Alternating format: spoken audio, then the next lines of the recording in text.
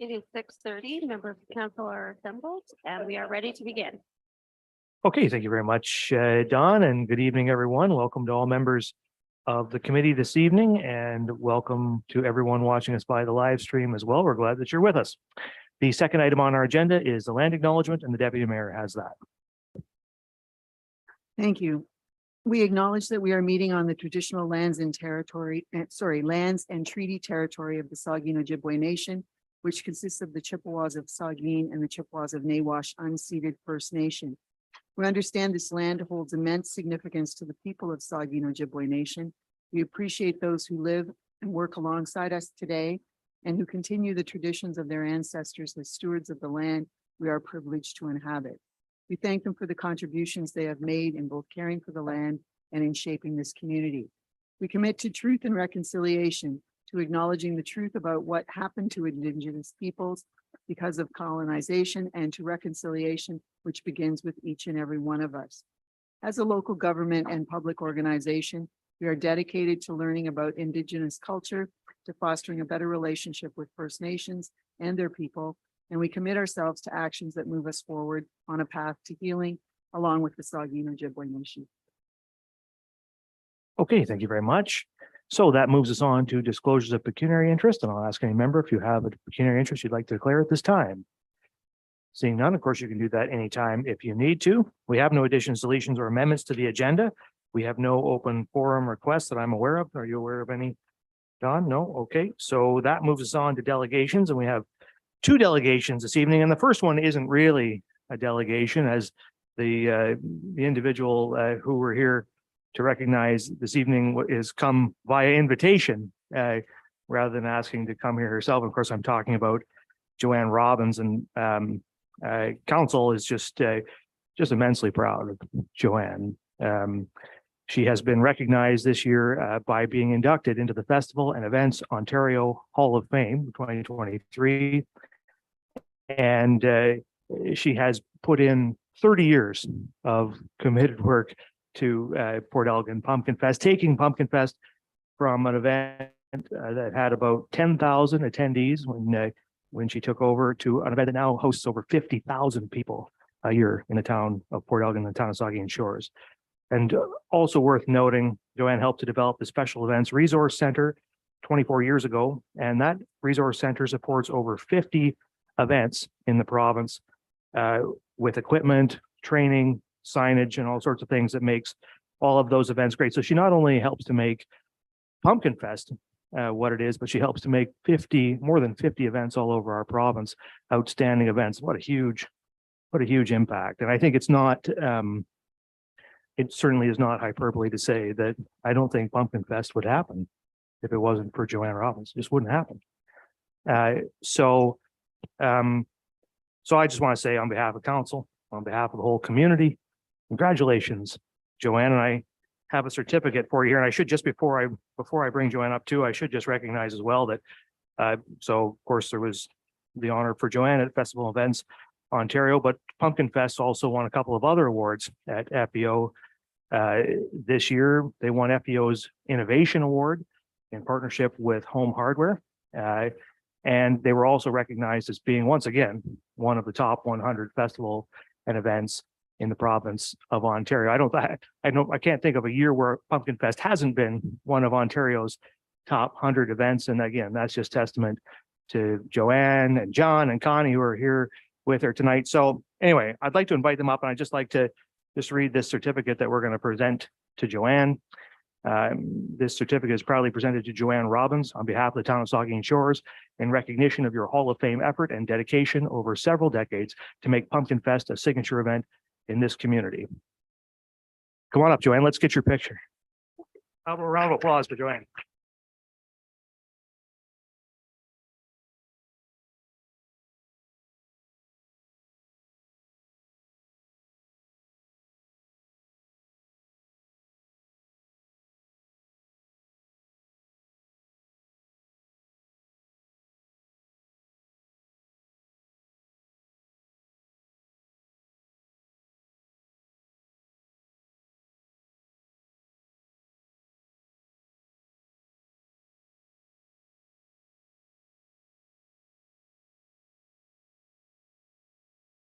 We'll turn it over to John to make sure to turn your microphone on there, John. Not yet. No way. There you go. Me and technology. That's why I like Pumpkin Fest. Again, I do it, Joanne, when we heard about this award, for those that don't know, we kind of had a good idea about it ahead of time. We did not tell her. She was able to attend the event this year with Connie down in Niagara this year. And again, we don't want to underestimate this because we all know how good Joanne is.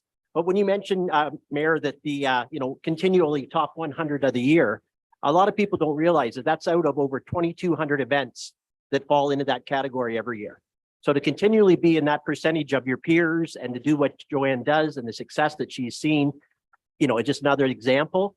Again, the Innovation Award, not to underestimate that one, but that happened to be a new one this year. First time awarded to any group. And our partners, Port Elgin Home Hardware stepped up. We're working with children, growing your own food, growing the vegetables again. Again, the idea of continuing it, but to fill that education gap. And we've taken that this year already, and we will be attending Roots of Bruce, a grade 5 program this year, and over 500 participants already in that this coming spring. So it's how we not only take a little idea that came out of a meeting, but Joanne just runs with it. And now, now we're needing volunteers to go over to the event. So, and again, 500 children in the community. Again, if a third of them grow, that's going to be a good, good attendance on our Sunday to keep our event going. Then, of course, we get to Joanne winning the award. Again, that is from her peers, by her peers after nomination, and that only comes with the dedication that she's shown not only at the local level, but how she's respected in the phone calls that she does receive from right across Ontario. How do you guys keep this working? And you're not underestimating, Mayor, when any one of us could not be on the committee next year, and if we didn't have Joanne, I'm not sure how we would continue. Again, her color is red on this, but apparently not near as red as at the actual event and the gala in there down at the event. And again, it was a roaring applause and standing ovation from what I hear. So again, on behalf of the board and all of the past committee chairs, we want to thank Joanne because we all truly know that if it wasn't for her and her time and the energy that she brings, we would not exist. So again, Joanne, thank you. Anything? I never prepare speeches because I like to stay in the background, but I really want to thank the municipality who has taken every harebrained idea I come up with and worked with me, the town staff, to make it work. And over the years, from underwater pumpkin carving to the concerts to all the new things we come up with, this Grow With Us. I'm very excited about that as well. So thank you for to my board and the municipality for letting me run with this. It's a joy. Thank you.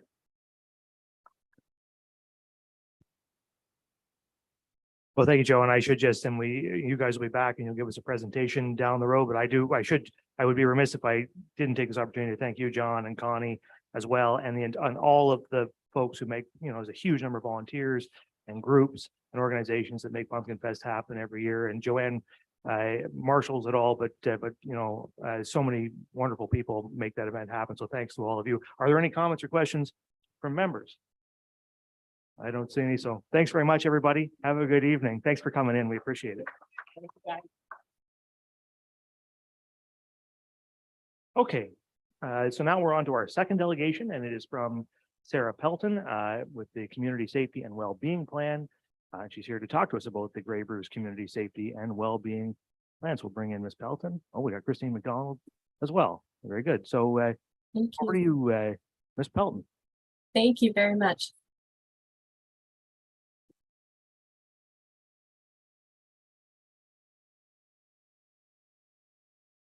Good afternoon, Council. Thank you for the opportunity to speak today about community safety and wellbeing planning in Bruce and Grey.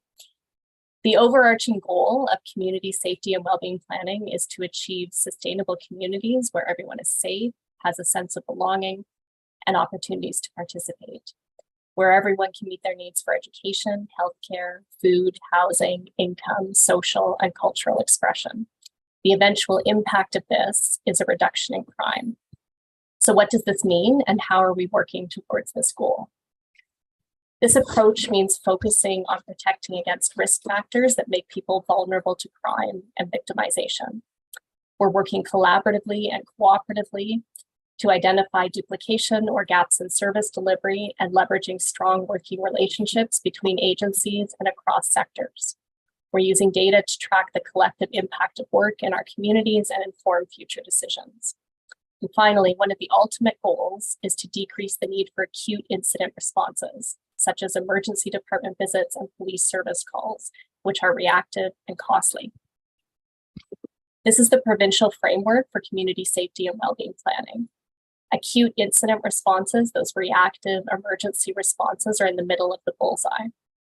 Our goal is to focus instead on strategies in the three outer rings: risk intervention, prevention, and social development. What does this look like? Ultimately, this means everyone is aware of services and how to access them for themselves and the clients they support. And where gaps have been identified, we're working together to address systemic issues through advocacy, investment, and long-term planning. We're focused on addressing risks before a crisis occurs. A visual representation of prevention might look like this. If people are falling into a river, there is, of course, value and necessity to throwing in life preservers and sending ambulances to respond. It might even be prudent to build rafts or fund more ambulances so response times are faster. We might build hospitals closer to the river. But these are all reactive strategies. Pulling people to safety does not address the conditions that made them vulnerable to falling in the first place. So how do we determine who is at greatest risk? Can we identify and address some of these factors to prevent some people from falling in? This is the governance model for the plan. Over 70 partners participated in this process and continue to serve on the advisory committee, including Bruce and Grey counties, member municipalities, police services and police service boards, health, education, community services, and other agencies working across both counties. How did this start? Under the Community and Safety Policing Act, community safety and wellbeing plans were legislated for all municipalities in Ontario. The Ministry of the Solicitor General has identified some of the benefits as an increased understanding of risk, enhanced communication and collaboration, increased coordination and access to services, and that reduced reliance on incident responses. For your reference, I've included links to the plan, which includes community survey results and data gathering, identification of areas of priority, and a broader discussion of the process and background of the planning.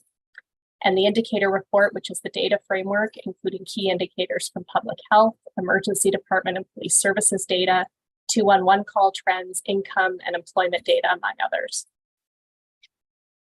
When issues are referred to community safety and wellbeing planning, we're creating a framework for addressing them by referring the issue to the appropriate community agency or action table to leverage existing work that's happening in the community, or addressing gaps and needs through support, advocacy, such as a letter of support for a project, initiative, or funding application, or where needed, exploring opportunities for future research.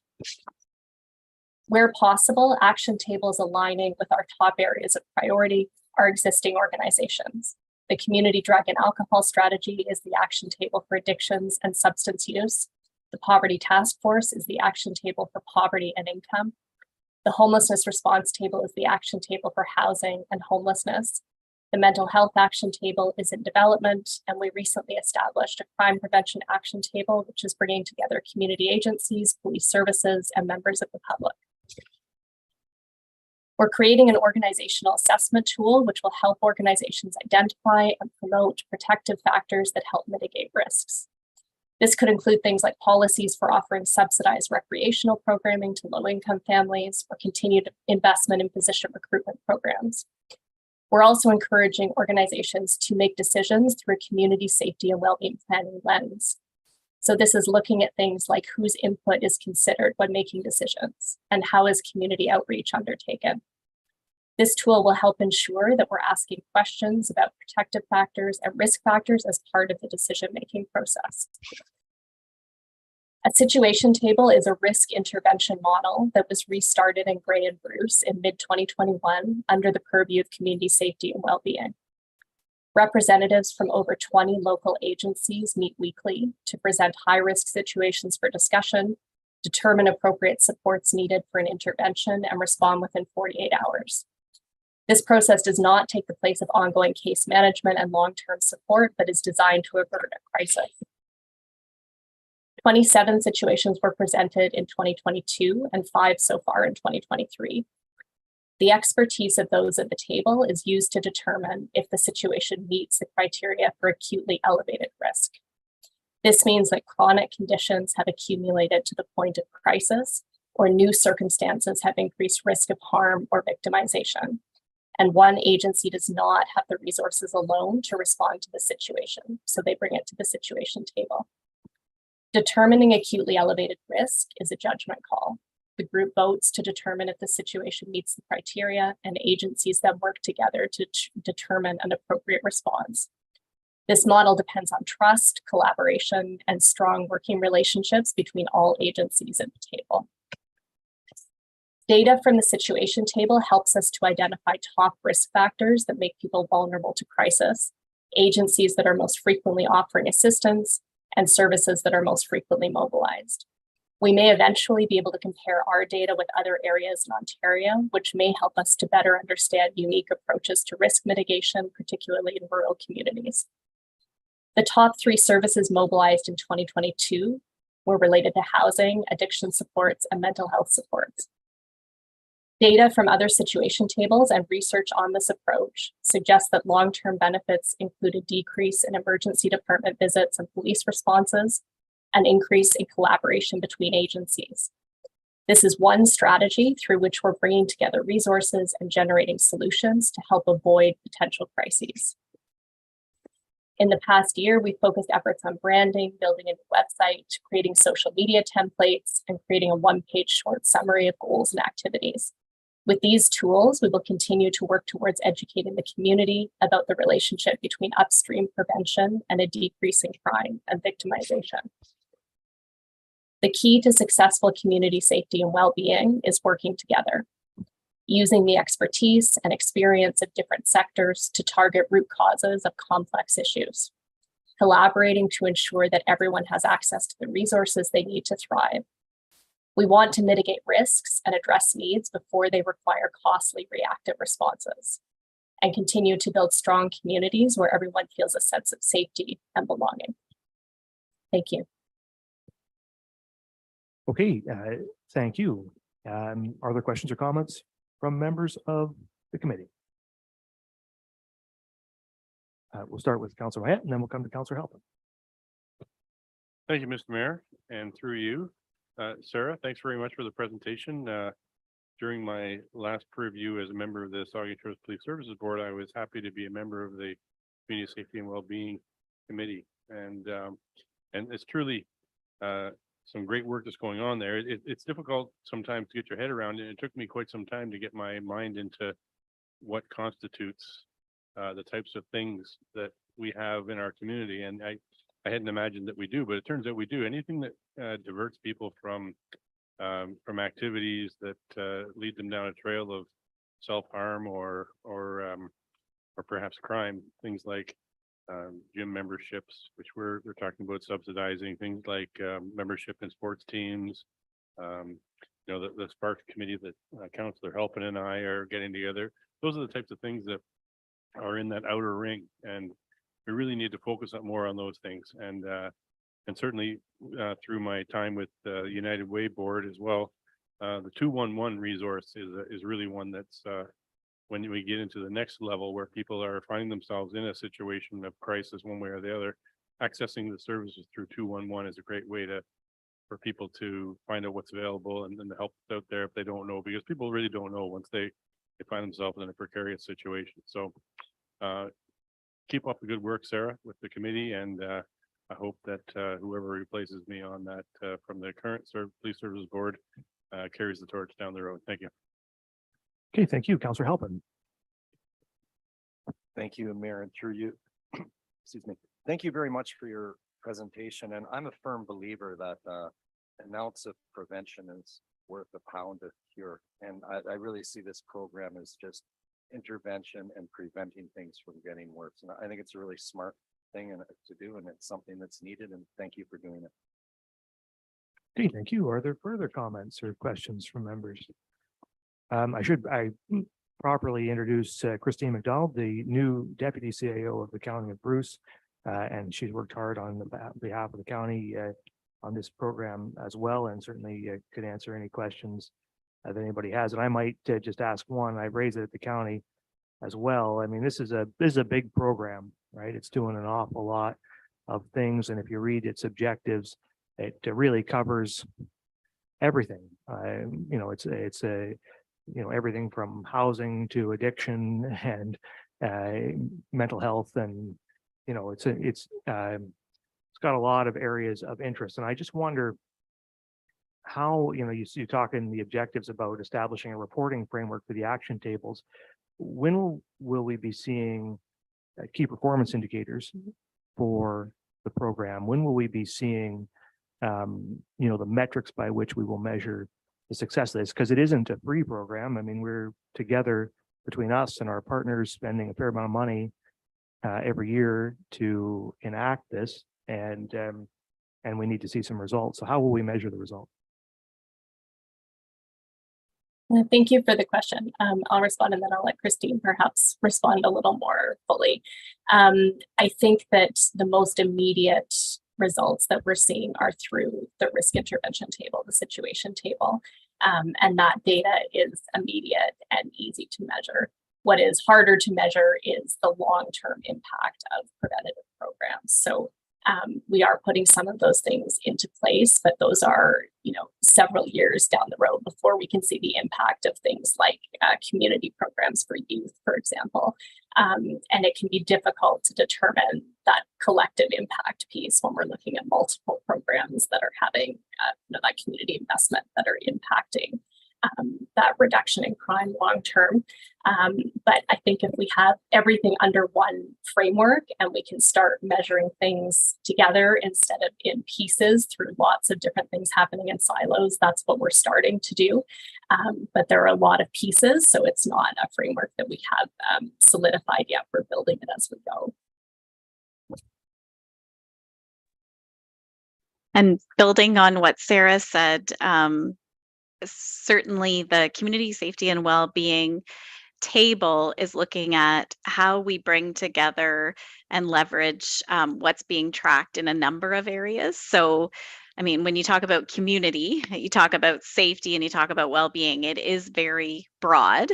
And so on each of those unique areas that you talked about, Mayor, there is metrics that are being collected and specific groups or organizations that are working towards those things. But what the effort around community safety and well-being is to ensure that we have the lens of understanding what are the risks and then what are the protective factors. And so that whether we're talking about housing or we're talking about mental health, we have that lens and that framework in mind. Not unlike other collective impacts, it can be challenging. Some of what we're actually measuring is a return on investment of preventing things from happening. So earlier when Councillor Halpin talked about, the prevention piece, that is ideally over time what we'll be able to show. So if we have an intervention in which human serving organizations come together and provide a response for an individual, and from there it prevents interaction with police, paramedics, and emergency room visits multiple times in a year, we could be talking about saving in the hundreds of thousands of dollars for one individual. The investment that Bruce County makes on behalf of the county and the 8 local municipalities is about $55,000. And then Grey County also puts in about that same amount. So when Sarah talked about, having interventions for 27 unique situations last year, if we were able to quantify that data, we could be looking at saving hundreds of thousands of dollars in each of those scenarios when you prevent crisis from occurring. So it is challenging, but over time we are looking at how we can present that information in a way that people can absorb it. And as well, at an interval that makes sense, we'll be running the indicator report again. So that's not something that you tackle every year, but every 3 to 5 years, typically we will reprint the indicator report, which is, again, it's showing how we're doing in terms of the well-being across broad strokes of the community.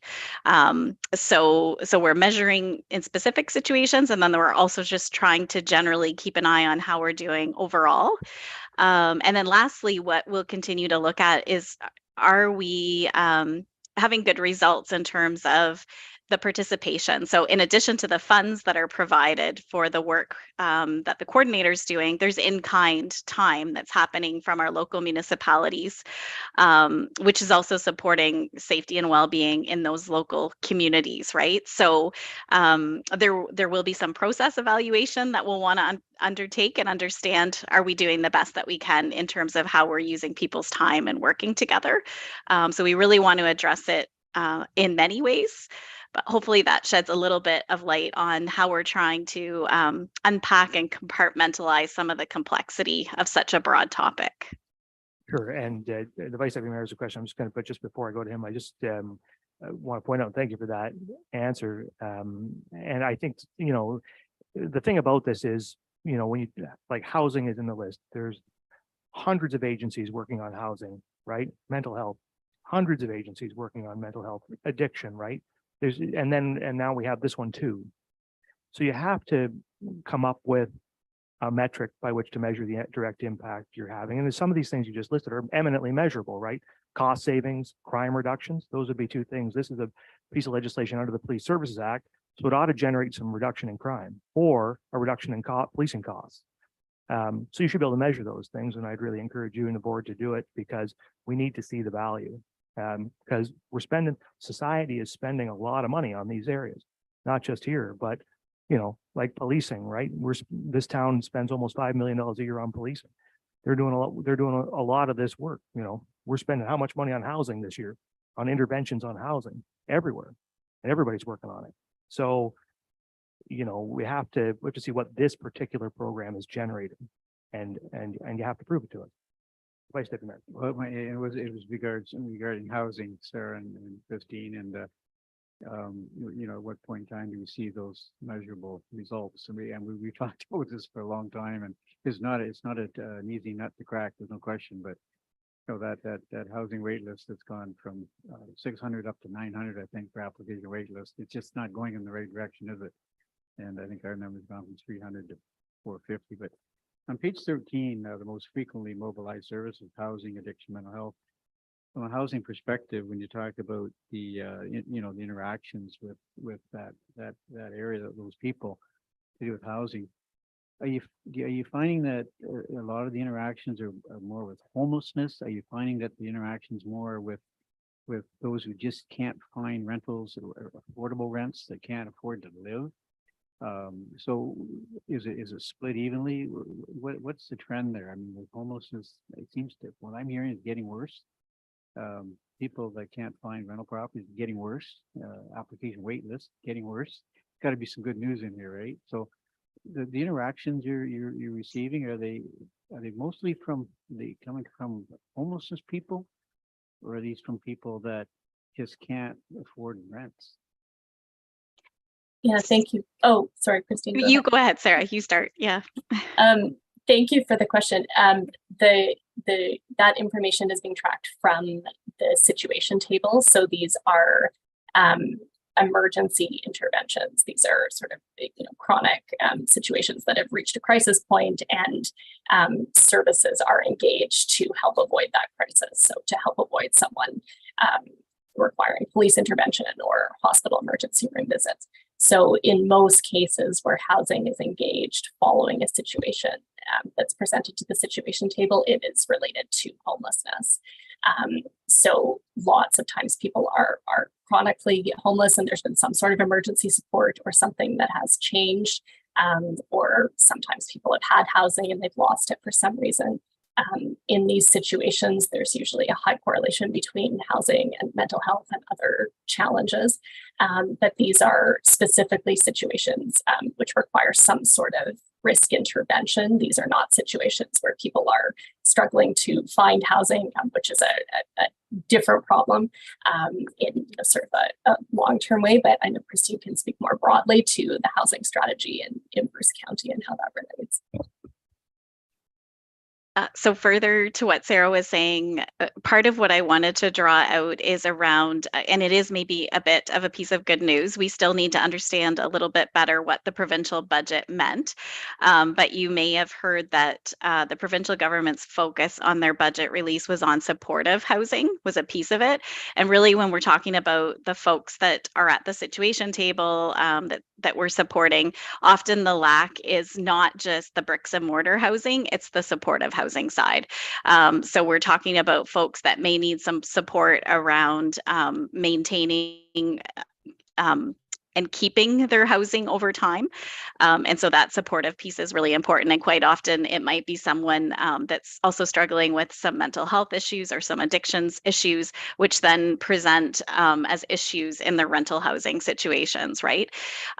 So that could be a good news item when we understand a little bit more what that additional investment in supportive housing is going to look like, because that's an important piece of it. Just recently to the Ontario Municipal Social Service Association released a report on human services integration. And it talks a lot about the significance of coming together at provincial levels and how we can ensure at a local level the right things are happening. And what we do know is that in the province of Ontario, we're not alone. Housing is an issue right across the country, but in Ontario, the way that we deliver services is different than other provinces. And with housing in particular, we're behind in that investment. So in addition, we're looking to see, what will happen with the federal budget and the relationship between the federal government and the provincial government, if that means that there'll be more resources available to us. All the while knowing that we do have the ability to affect positive change locally. And as Sarah said, we are working on our homelessness and housing plan update, and we'll be engaging with our public to understand how we can support local strategic action that really does make a difference in this regard as well too. So there are some good pieces of news that are in all of that, and I guess it's really important that we understand that the access to housing and the shortage of housing piece isn't unique to us. It's probably exacerbated a bit in our area because we've been doing so well in our economic growth and ensuring that these are great communities, businesses to be in. And so we have seen additional people moving into our area, which creates some challenges for lower income sectors. But there is some good news that as we understand what's happening with the provincial investment in supportive housing and as we move forward with our own planning. Yeah, thanks for sharing all of that, Christine. That's an interesting update. Is there anything further from any members? I don't see anything. So thank you very much, Sarah and Christine. We really appreciate you coming in this evening and giving us that presentation. Have a good evening. Okay, so now we're moving past with no public meetings. We're on to reports of municipal officers and committees. And 8.2, several reports under general government. And the first one is a staff report on John Mann versus Town of Saugeen Shores update and the CAO. Thank you, Mr. Mayor. On October 7th, 2022, Mr. John Mann filed an application with the Ontario Superior Court of Justice against the Town of Saugeen Shores. The 37-page application, which was included with my report and also included the affidavit material and exhibits, alleged a number of wrongdoings by the Town of Saugeen Shores in relation to the Cedar Crescent Village development. The short summary provided in this report is written by myself in review of the materials, and I outlined 7 points for council of what the assertions that were made against the town. They were that the town needed to limit the CCV development to a single story and address concerns related to the size, scope, and height of the development, and that all buildings be removed that could house a banquet hall or equivalent. 2, that the town improperly executed the 50-year land lease and that it be rescinded. 3, that the town's procedural bylaw limited and prohibited communication. 4, that the town improperly utilized closed meetings to discuss the CCV. 5, that the town's representatives on the Saugeen Valley Conservation Authority had a conflict of interest. 6, that the town failed to publish all information related to the CCV project requiring freedom of information requests. And lastly, that the town failed to provide Mr. Mann's charter right to meaningful communications on numerous occasions. Mr. Mann further claimed to the court that the only remedy was to terminate the CCV development process and start the entire request for proposal process over from the beginning. He also requested that the court consider an injunction against the CCV development to prevent the process from continuing. And furthermore, he asked the court to ensure that all the legal rules, regulations, permits, etc., were properly in place and satisfactorily followed. On May 27th, 22, the town attended a first to speak date. The Justice McSweeney's endorsement from that date was attached to my report. We filed a responding record on July 15th, 22, and on August 5th attended a pretrial hearing. As an outcome of these submissions, the serving judge, in her endorsement, scoped one relevant issue to move forward to the hearing as the sole focus. The issue was the contention that the town of Saugeen Shores procedural bylaw infringed on Mr. Mann's charter rights. Specifically, Mr. Mann sought remedies pursuant to section 24(1) of the charter for the respondent's violation of his and every resident and taxpayer's fundamental right to meaningfully communicate with their elected council representatives regarding the Cedar Crescent Village process. On October 20th, 2022, a hearing was held by the presiding judge, Justice Bilby. At this hearing, the town, through their lawyers, presented their respondent's factum, which was attached, which consisted of the background and supporting evidence to defend the town's position. In addition to these materials, both myself and the clerk at the time provided over 1,400 pages of affidavit material that I included tonight. The affidavit material outlined the scope of work the town had undertaken to advance the CCV development and the extent to which the town engaged in public comment on the development. Mr. Mann's reply to Saugeen Shores factum and applicant's factum are also attached for information. Justice Bilby rendered his decision on February 9th, 2023, and it's attached to this report. The decision found in favor of the town dismissing the application. However, the justice did find that there were sections of the town's procedural bylaw that violated Mr. Mann's section 2B charter right. However, he noted that the infringement was minor enough and that specifically the bylaw that was in place was within reasonable limits as can be demonstratively justified in a free and democratic society. The legal costs associated with this file are over $100,000 and costs were settled confidentiality. The information related to this application in my report tonight is not a complete public record. The complete public record is available through the Ontario Superior Court of Justice if you reference court file number CV 2022-024. I'm happy to take any questions. Thank you. Questions or comments from members? Seeing none, there is a recommendation that council receive the John Mann versus Town of Saugeen Shores update report for information. If nothing further, all in favor? That's carried. All right, now we're on to the second item, which is a staff report on the 2023 CNA federal delegation package briefs. And do we have this manager strategic initiatives? Want to comment to that? You don't have to. If there's nothing, if they're just there. Okay, so it's just there for your information. Are there any of those? So these are the three delegations that we presented while we were at CNA to people within the federal government. Any questions or comments on any of these? The Deputy Mayor? Well, my comment could follow if anybody else has questions. So I'm sure there's no questions. Yeah, go I ahead. just got super excited with all of the reports, and there were comments buried in all of them about the medical isotopes. And I wanted to take advantage of the Vice Deputy Mayor across the way, who had occasion recently to get up close and personal with isotope production, and to maybe get a couple of comments from him, because the reports just made it sound so interesting and so possible and so it's just full of potential, and the Vice Deputy Mayor might have something else to say, and I'd love to hear his comments about his tour. Well, kind of caught me off guard. I was prepared. However, our CAO Caravan Mile attended, and of course Jill was there, and pardon me, who else attended that? Heather Hyde, I'm sorry, but it was probably the most fascinating tour I've ever been on. Medical isotopes, and James Cognac spoke in length and always speaks so well, but the leading producer of isotopes, I think, in all the world, and main supplier over in Germany. But it was really so impressive the way James is so knowledgeable in your isotopes, and I get the tour just did really blow me away. And if any of the council members ever get the opportunity to tour Bruce Power and have James staff, James Cognac explain how the production of isotopes works.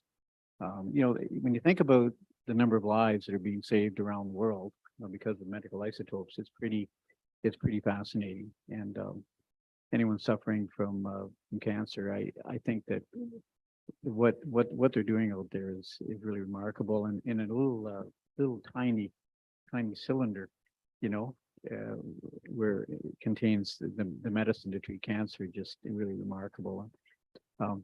They talked about, and Kara can add to this too, probably better than I can, but the you know, the shelf life, I think, is something like 7 to 10 days, I believe, by the time they come off the line at the nuclear plant here, right here at Bruce Power, and the time they're packaged up and sent off to a plane from Toronto over to Germany, and they unpackage it and get it into the doctor's office, the operating room. It's like they have 7 to 10 days before they can no longer use them. These little tiny cylinders. And it was about an hour to a 2 hour tour actually of the whole plant out there at Bruce Power. Stood right beside the reactors, and this was new to me. I've never been inside the plant before, and there was mayors and deputy mayors and council members from around Grey and Bruce counties that attended, and I know the mayor was away at the time, and I know Deputy Mayor, thank you for allowing me to go, because you were supposed to be away and your meeting was canceled. You still allowed me to go, but I do it again in a heartbeat. If you get a chance to tour the nuclear plant with staff and talk about medical isotopes. And Mayor Luke, just to refresh my memory, but James Cognac, and you know better than this, his title across Canada, he's the, help me out, he's the chair of the Canadian Isotope Yeah. Council. Yeah, so, you know, he's the guru. I mean, he knows all about it. And right here in Saugeen Shores, rural Ontario. So we're pretty blessed here to be doing what we're doing, be the leaders in medicine right here in Bruce County at Bruce Power. So that's off the cuff. I don't know what I missed. Kara, do you want to add anything to what I just said? Yeah. No, it was very good, and I appreciate you giving us that update. And I thank you for going, because it was it's great for us to continue to express our interest as a community in that opportunity, because as the deputy mayor rightly points out, as is noted in these reports, it is a huge opportunity for our community. We have our innovation park, which is going to be coming online later this year, and I think there's a tremendous opportunity for us to become a hub for not only the production of isotopes, but also the manufacture of these isotopes into the final end product that treats those cancers and sterilizes that medical equipment. And I can say, following up on these presentations that we've had interest since just last week. We had a conversation with folks from the CNSC and Kinectrics about to further on these discussions about regulatory barriers that stand in the way of manufacturing of isotopes in Canada. And there are more meetings to come that are being scheduled now. So we really are, Saugeen Shores is very keen on being part of this, and Jill Root is doing great work to make sure that we continue to work on seizing the opportunity that represents for us. And this is just a brief representation of what that looks like. Sorry, Dave, I think I saw your hand go up out of the corner of my eye, the Councillor Mayette. Yeah, thanks, Mayor. I'll be brief through you. I have a quick question. Obviously, I worked there for a lot of years, and but they weren't doing isotopes when I was there. They were doing cobalt.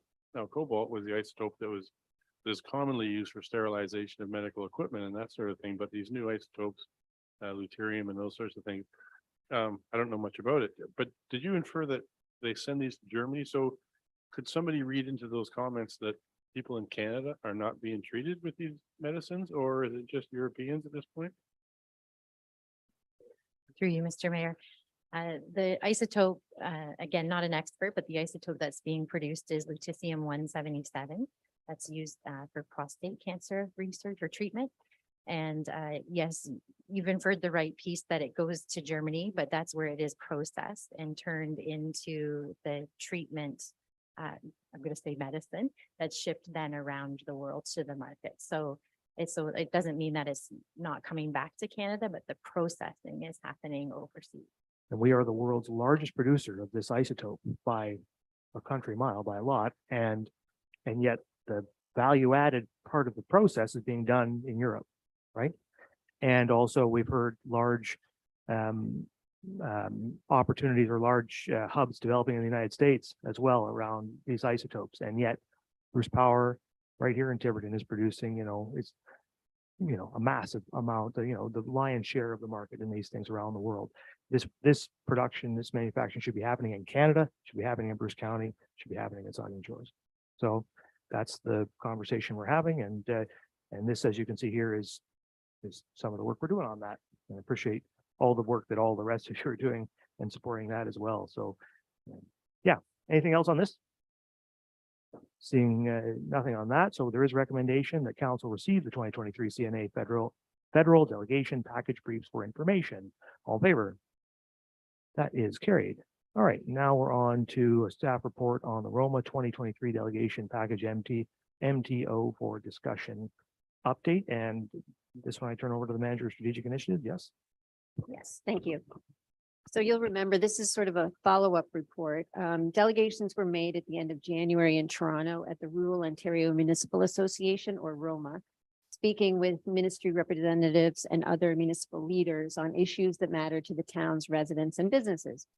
The briefs that were presented were provided for council for information on February 13th at the Committee of Whole meeting. At that meeting, staff were asked to recirculate the motion for further discussion for council to reaffirm the motion.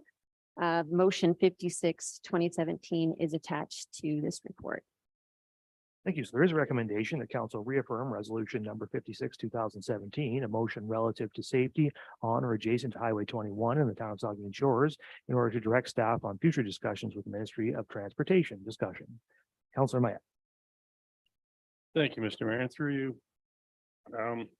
My recollection is just a little bit different on this. I remember that we discussed the Roma delegation, and I raised a point of order or a point of privilege, I guess, that says that my recollection was that the 60-kilometer-an-hour recommendation was not passed by council. Subsequent to that, it was discovered that the motion that was passed in February of 2017 had in fact struck out that one section around the recommendation for the speed limit change. And but I don't recall us asking at that time for it to come back, because it wasn't until a day or two later that we discovered that the motion had the striked out section in it. And I'm just wondering how we got to this point. And is the purpose of this meeting to reconsider that striked out section? Because, I mean, if council today makes a decision on something and certain members of council decide that they don't like that decision, does that mean they can bring it back at a future time? And I think there's a 1-year limit, but when they bring it back to a future council and there's new people on there to have it reconsidered every time just to eventually get their point across? I mean, I just don't understand why this was business that we did 5 years ago. And that was the decision of council at that time. And I think it was, personally, I think it was the right decision. And so my question is, are we here today then to try and reconsider that decision that we made in 2017? The recommendation from staff is that we reaffirm reaffirm the resolution. So the resolution as approved. It came back as a result of that discussion, during which I think I made the comment that it should come back so that we could reaffirm it, because it seemed at the time that there was some disagreement on council about whether that was the position, and we needed to give clarity to staff so that they could understand clearly what this council's desire is. And yes, new councils with new members can change the position on anything, really.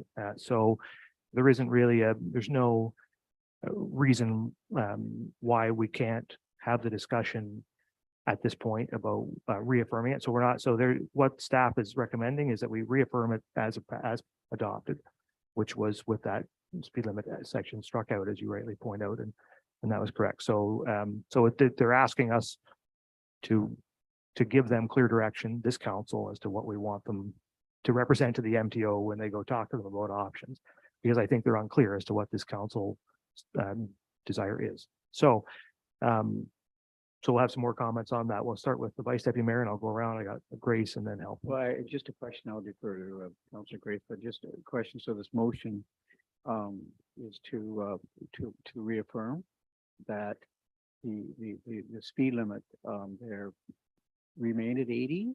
Is that what if we were to support this motion, is that where we're reaffirming that that it's an 80-kilometer zone? Yeah, so you see the notice of motion there as an attachment, and if you look at it, that's what you're being asked to reaffirm. And at the bottom of that, the second point, you can see the section about reducing the speed limit to 60 kilometers was struck out. So Okay. this is a reaffirmation of what council passed on March 13th, 2017. That's all I wanted. It's clear. Yeah. Okay, Councilor Grace. Thank you, Mr. Mayor. So I did agree. I was the mover on that original resolution. I authored it and I think it was seconded by the Vice Deputy Mayor. And I would like us to go back and I would like to offer that I think for that 2017 resolution, I'd like to see that clause that's been struck out added back. And so I'll tell you why. As a result of the 2017 resolution, what was being asked for and what happened is that staff met with MTO representatives who came to town for a couple of days, as I understand it. And they did some studies. They returned with a report that allowed for some improved signage at the crossing. But they made no other safety changes to the area of the highway. And I believe that that was a mistake. So I'll explain what my thought is on this. Our delegation at Roma asked for reconsideration by the MTO since there have been significant changes in the area around the rail trail crossing since they came and visited in 2017. The 2017 decision was partially based on their understanding that the surrounding area is zoned agricultural. The lands, in fact, adjacent to the highway are also zoned agricultural commercial and commercial recreational. And businesses are located along this strip, including a commercial nursery, a garage, a storage area, farm produce market, a number of residences, and a campground. Since 2017, there have been changes to the number and placement of highway entrances. There are now 19 entrances to the highway between South Street and the 10th concession. Of those, 6 are residential, 6 are commercial, 4 are road entrances, and 2 are the rail trail crossings, east and west. Since 2017, the area in close proximity to the rail trail crossing has changed with the addition of a storage facility entrance immediately to the north of the eastern rail trail entrance, and that the Highbury Farms entrance has moved farther to the south. In addition, the 2017 study was conducted in early June, a time which didn't allow the MTO to see the period of busiest use of the rail trail crossing. Over the past 5.5 years since the study was done, our permanent population has continued to grow at an exceptional pace. Between 2016 and 2021, it grew 16%, and since 2006, it's grown by 33%. Besides that, we are a very popular tourist destination, and our seasonal population and number of visitors increase the population numbers even more.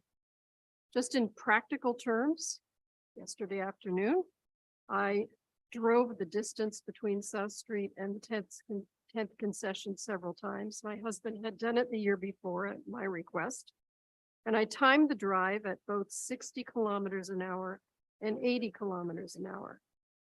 Our times were slightly different, a second off, but the difference in times between 60 and 80 kilometers an hour was 37 seconds and 36 seconds.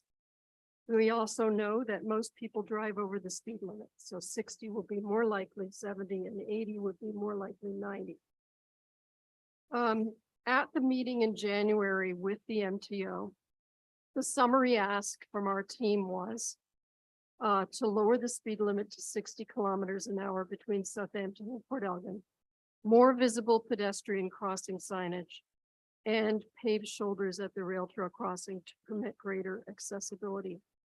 I, as the mover on the 2017 resolution, I believe I made a mistake in allowing the change by omitting that. What this is asking is to consider.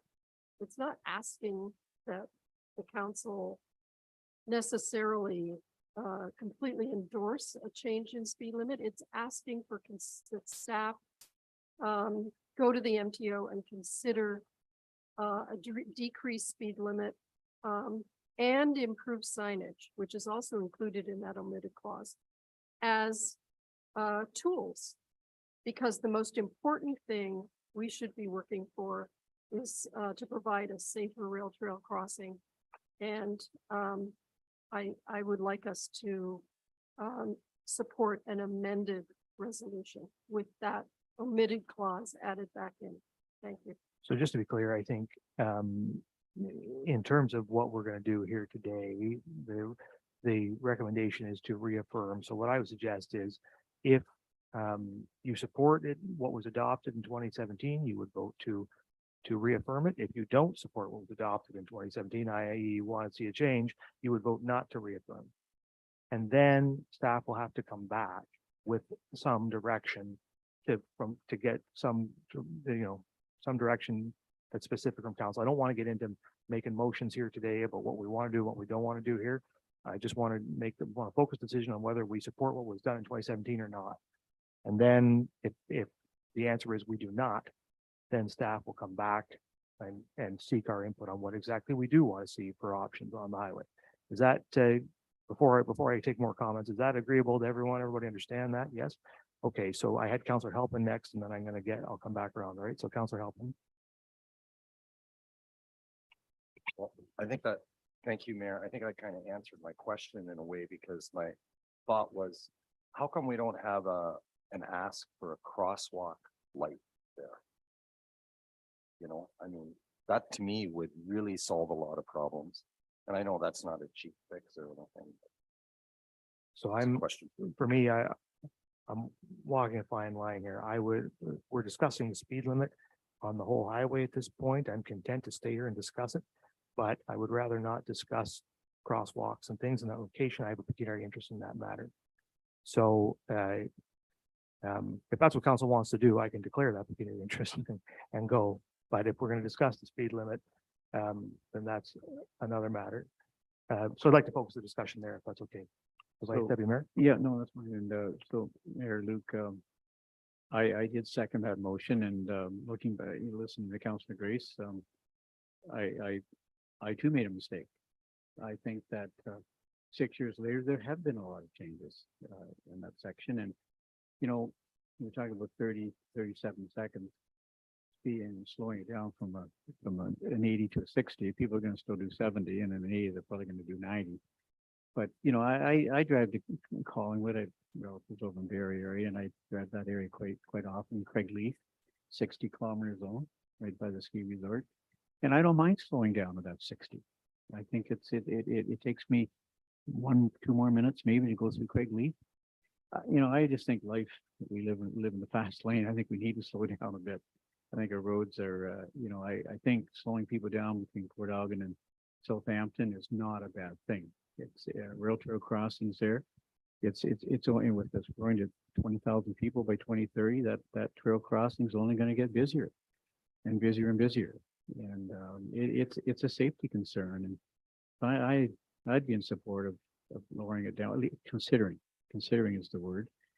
Considering MPO looking at lowering it from 80 to a 60. I think if we can prevent a death, and we use that term, I don't want to use that term lightly. People say, oh, well, there's going to be a death and people are going to get killed. But you know what? we both drove that road. And I've seen people going in Highbury Farms, there's lots of people pull out on that shoulder of the road and pass illegally, probably, pass on the shoulder and right at the trail crossing. So to me, it's a dangerous spot. We've talked about this forever. And the people I talk to, and I know there's different opinion around this table, people I talk to, like to see a change, make that a safer place to navigate on Highway 21. So I support what you're saying, Councillor Grace. I think you're right on, and I think we should.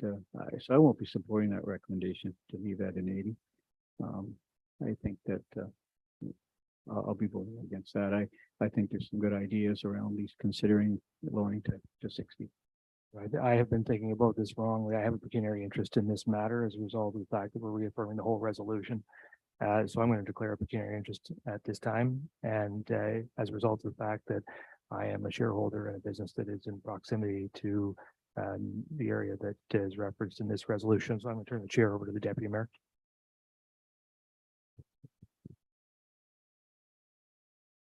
Now it's me that got put on the spot. So there you go, Mike. Okay, Councillor Dubinsky, then Councillor Myatt. Thank you, Deputy Mayor. When I was first appointed to this chair and then subsequently acclaimed, one of the first things I was told is your number one concern is safety of the people. And that can be in anything, safety of drinking water, safety of roadways and what have you. But the safety of our residents is primary. And when the summer residents come up, they're our residents at that particular time.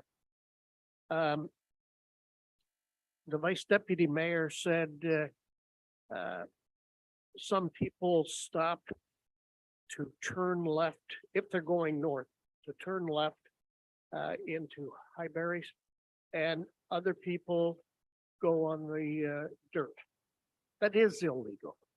If there was a police officer there, he'd make a fortune because that is illegal to do that. It's not maybe illegal, it is illegal. I just want to make sure, Deputy Mayor, what I'm voting for. If I vote no, then the motion we have here with that part eliminated dies on the vine, right? Okay. If I vote yes, then I'm agreeing to what's here already with the, all right. Then I would urge everybody to search their conscience and maybe it's time to bring it down to 60. And everybody's right. Nobody's going to go 60. They'll go 70, maybe 75, whatever the case may be, maybe 80. But if we bring it down to 60 and then perhaps have a campaign of being 60, we might have half a chance of educating people that this is for the safety of the residents.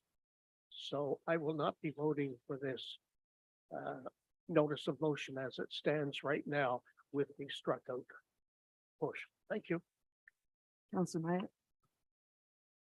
Thank you, Madam Deputy Mayor, Chair. I will be voting yes. I heard the arguments here, and certainly Councillor Grace makes a point that there are times in the season, July and August, on Friday afternoons or Sunday evenings, people coming back when it's a very busy highway, and trying to cross with your bicycle or your baby carriage might be difficult, and you might have to wait longer than normal at that rail trail crossing. But I would argue, I would contend, I'm not going to argue, but I would contend that 95% of the time, as in right now, or anytime during October, November, March, April, May, June, even on the weekday, traffic is generally light. And you wouldn't have to wait more than 2 or 3 cars before you have plenty of time to cross the road. So what we're asking what we're asking the MTO to consider then is to reduce the speed limit all the time, when really it only needs to be reduced a very small portion of the time. I've driven that just recently with this motion in mind, and there is still a long stretch of rural agricultural land between there. It's not just a couple of blocks. It's like 5 kilometers of stretch between there and lots of people I talk to.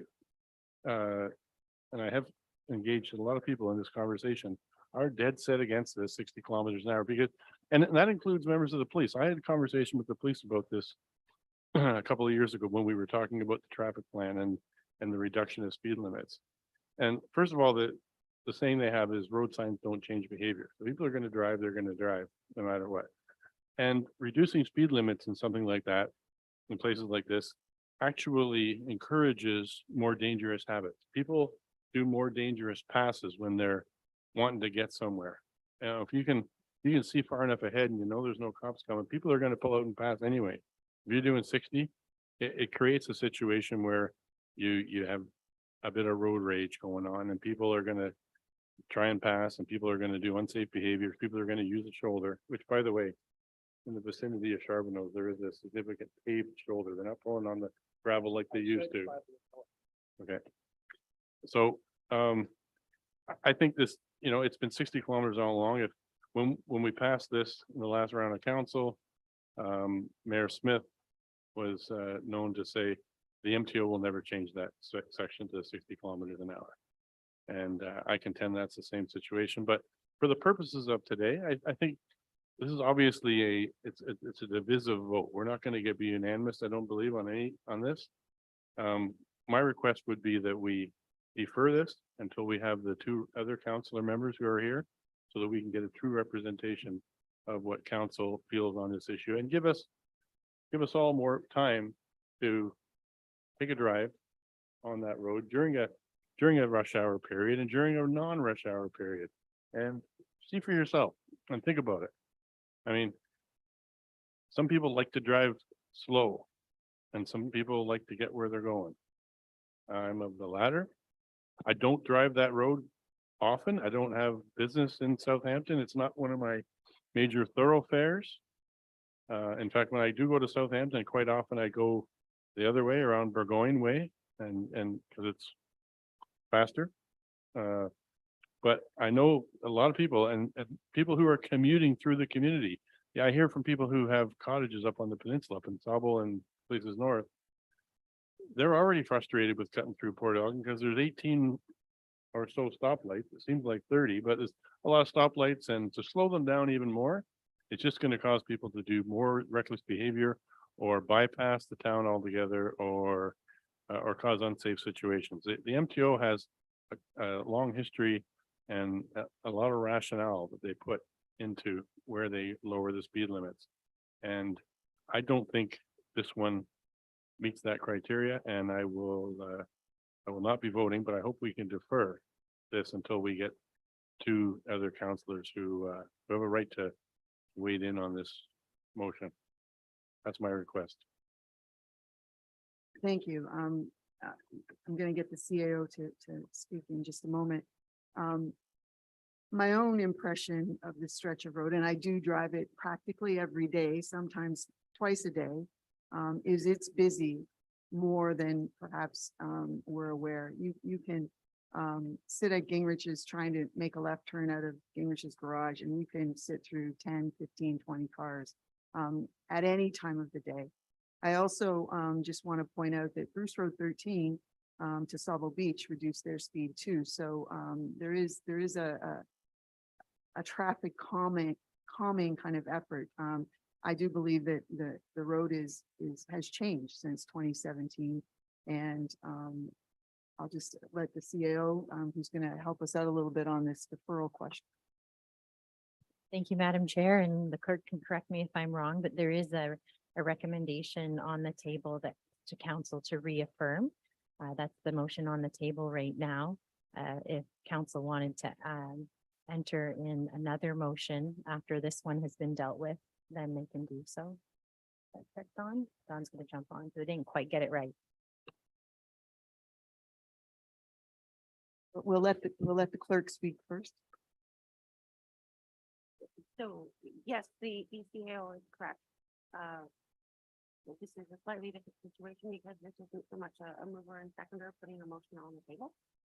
However, it is the matter that is before the committee, and should be dealt with, first before the decision is made. However, to say something is deferred is something as well that we would, to make a motion for it to be deferred, it's appropriate instead of for the agenda for that. Councilor Meyer, your point of order? My point of order is that this request to reaffirm is out of order, in that the person who asked for it to be reaffirmed has subsequently declared a conflict or pecuniary interest in the matter, so that the mayor did not have the right to ask for the question to be reaffirmed, because he now has declared a pecuniary interest on something that he had made a request for it to come back to council on. So I would move that this motion is out of order. If somebody else wants to request that we reaffirm a motion from 2017 or 2007, then go ahead. But the request was made by somebody who has a pecuniary interest in seeing this speed limit reduced. And that, for that reason, this is out of order.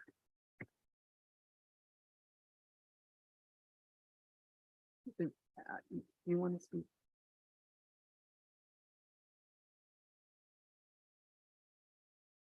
Certainly that is, Councilor Mayette is not incorrect in that it is a highly unusual situation. I'll say right off the bat, for us for this now to be a person who declare a conflict of interest to have been the one to brought it forward. If I may clarify, and again, it's my memory of the evening. So, I mean, it's recorded. We can go back and look if we need to, but there was discussion by multiple members around the table that night regarding the speed limit. There was no motion passed to direct staff to come back. It was based on the conversation that was happening that evening that we would bring this back, but there was no motion passed. So I don't know if that there was a point of order problem. It was that there was a discussion that was being had. We knew something was incorrect. We were asked to bring it back. It was between the clerk and myself that we came up with the language to reaffirm. We weren't directed to reaffirm. That's not what the mayor said. I don't actually remember the mayor asking for it to come back. I remember it being a topic of conversation and that there was confusion about what had happened back in 2017. And so then when new information came to light, this is a response to that.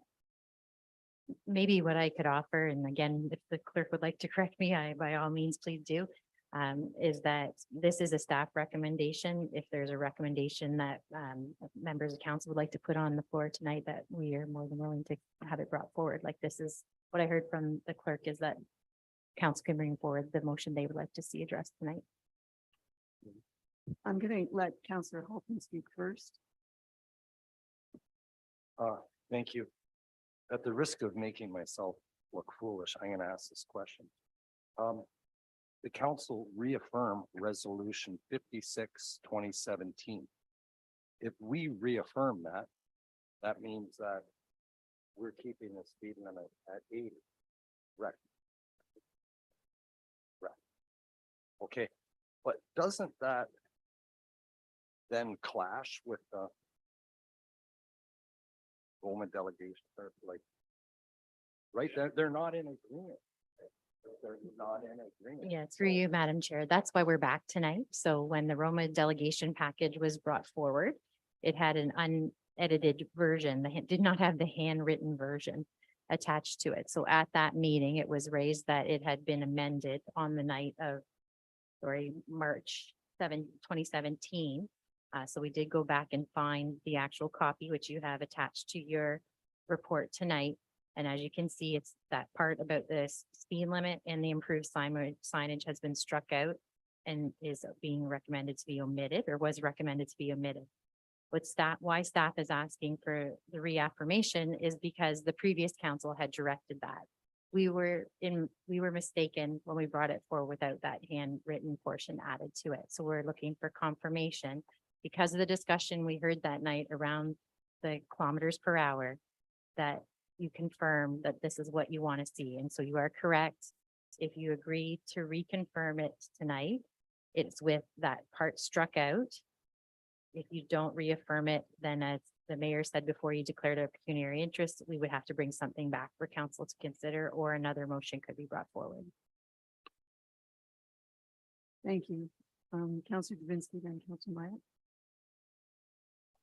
It occurs to me, whether I'm for it or against it, that if Councillor Myatt brings up a motion to defer because of the absence of two councillors, if he gets a seconder, that overrides what's happening here. So if he gets a seconder and we vote on the deferment, the conversation's over until another time. Is that correct?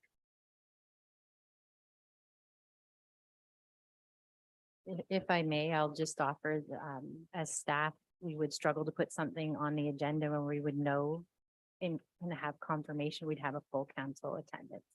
That would be the struggle with the way that's framed. And I understand that, but you could come back with this very same thing later, just to defer it, to try and get all of council together.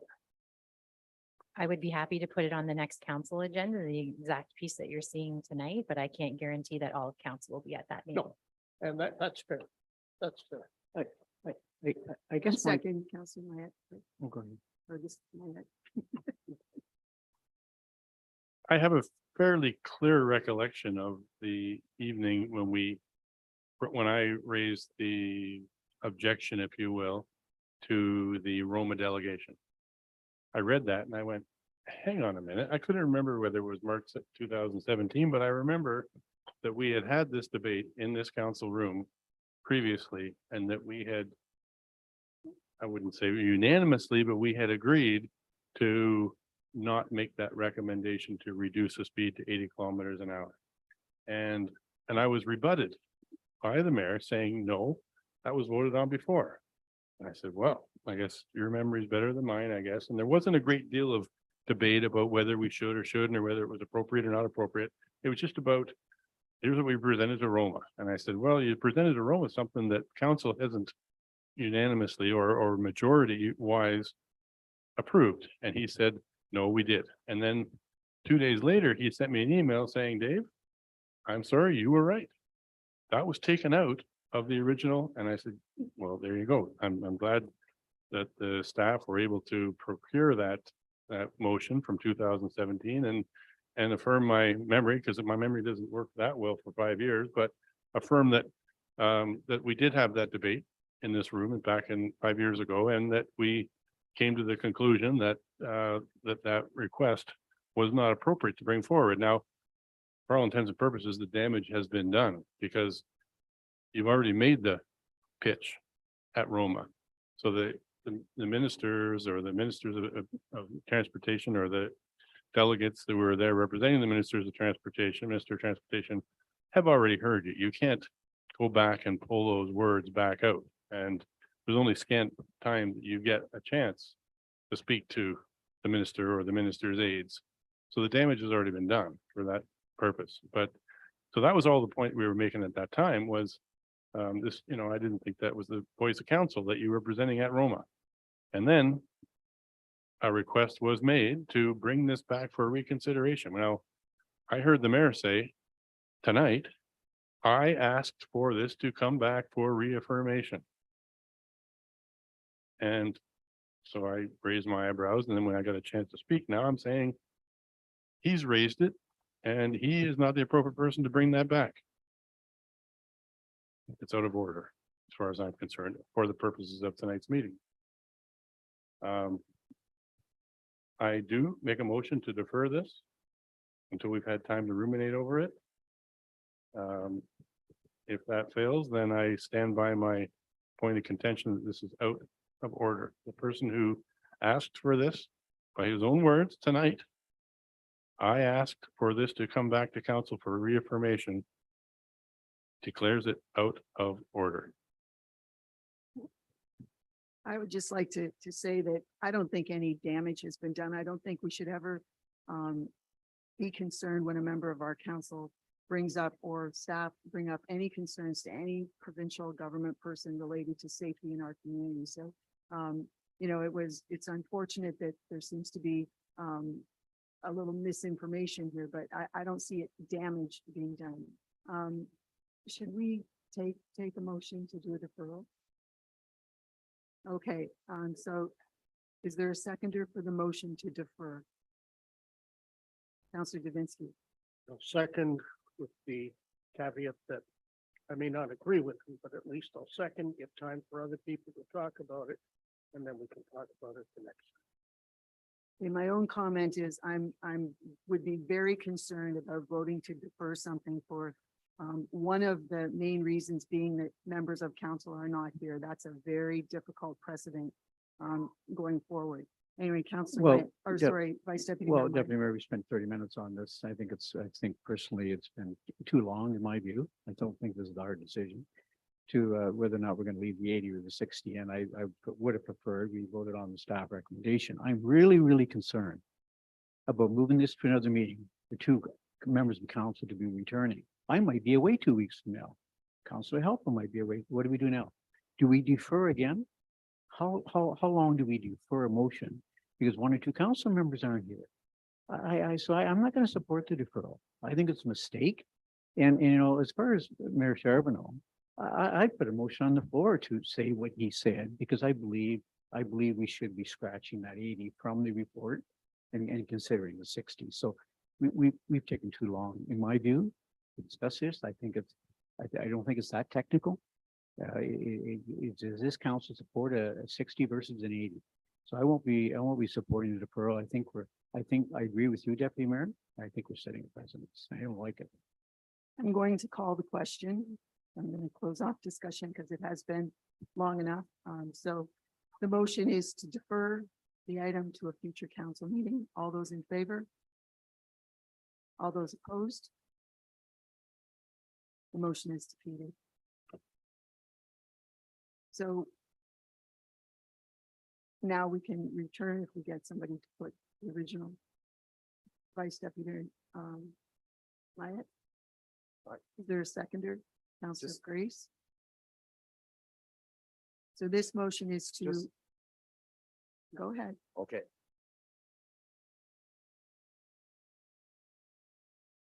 If, again, the Roma delegation, the two things they just don't match. We should just,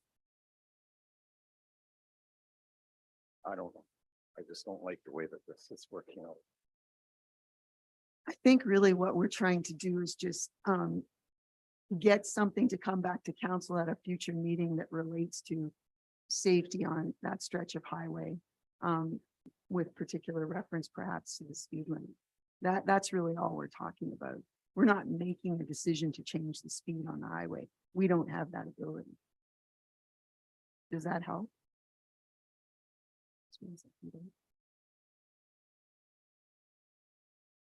Is there anything else, Councilor Halpin? No, it's just the summary ask. I guess this already happened, but there doesn't seem to be much agreement about this. And I almost feel like we should just start over with this.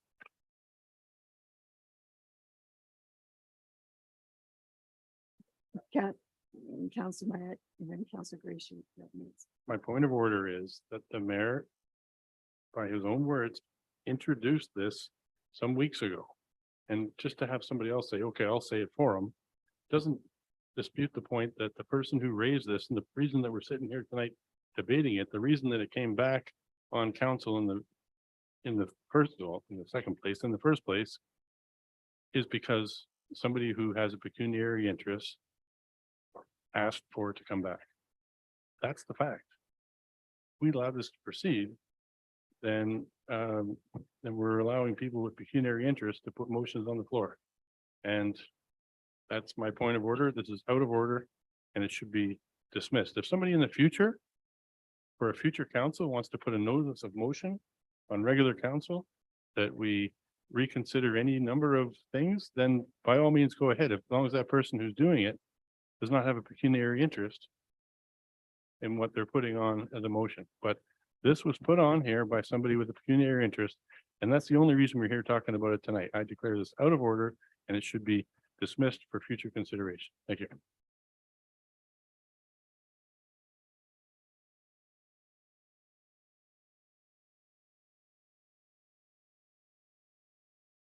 Well, I've been advised that I need to rule on the point of order, and my own sense is that I'm grateful that the mayor declared something, but I don't understand why he had to. I don't see the financial gain associated with a speed limit situation near his residence. I understand that, but you know, I'm gonna just rule that we'll continue the discussion and vote on what's before us. Councillor Grace? Thank you, Madam Chair. For Councillor Halpin and also to respond to some of the points from Councillor Mayette. Since I was the council person who was present and doing most of the speaking, I admit we did not, it was my fault in terms of the resolution. When Jill was preparing the presentation, I was the person who sent her a resolution, and I didn't go back and get the original one that had been amended by hand in that meeting. And so that was my memory. That was my mistake. That's why there's the difference between what the ask was and what we're seeing in this resolution. So that was my error. And what staff is trying to do, I think now, is to go back and see what is the feeling of this council. That was a council that was actually 2 councils before. It wasn't even the previous council. It was the council that was elected in 2014. And that doesn't mean that it's not legitimate and whatever, that's irrelevant, I guess. But I think what staff is trying to do is to say, okay, what's this council, what does this council think about this, and to go forward. So staff has a clear idea, because staff is going to be talking about this to the MTO. That little presentation was, 10 minutes with not even the minister. It was somebody who was in the ministry. And so I think it's a good thing that staff wants to clarify and make sure that what they are representing to the ministry is an accurate reflection of how this council feels on this issue. Thank you. Councillor Halpin? Thank you, Madam Chair. And so it seems, so you're saying, what does council want to do? But we're held to doing, well, council, do you want to do what they did in 2017? Because maybe we've changed our mind since then. Maybe we should just start over with this, because now it's saying that, well, you can't add anything about putting a traffic light in there. Well, if it's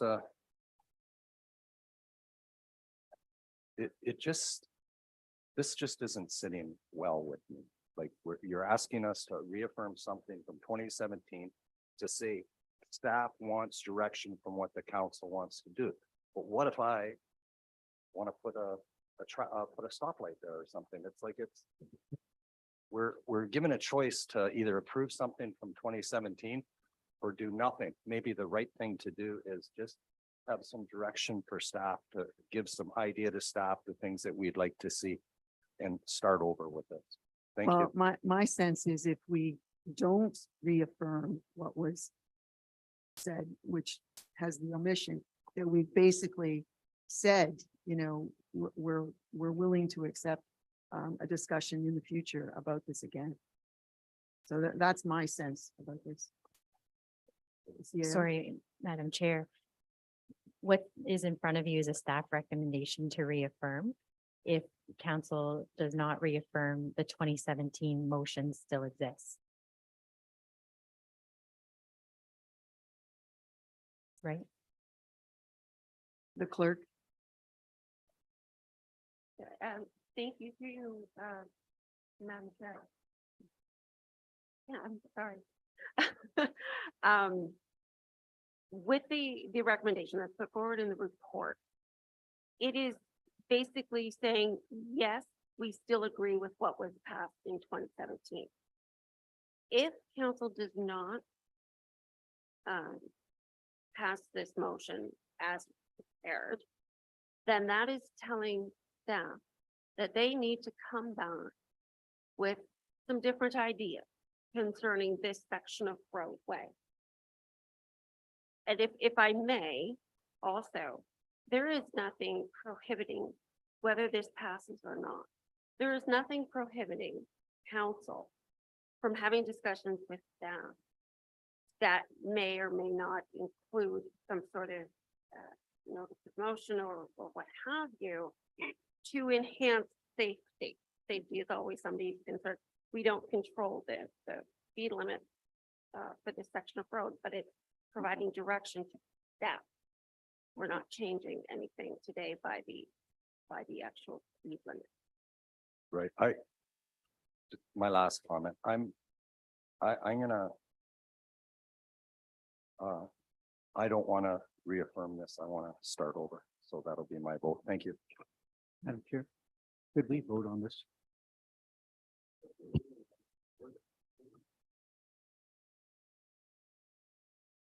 I ruled that we could continue the discussion and get to a vote.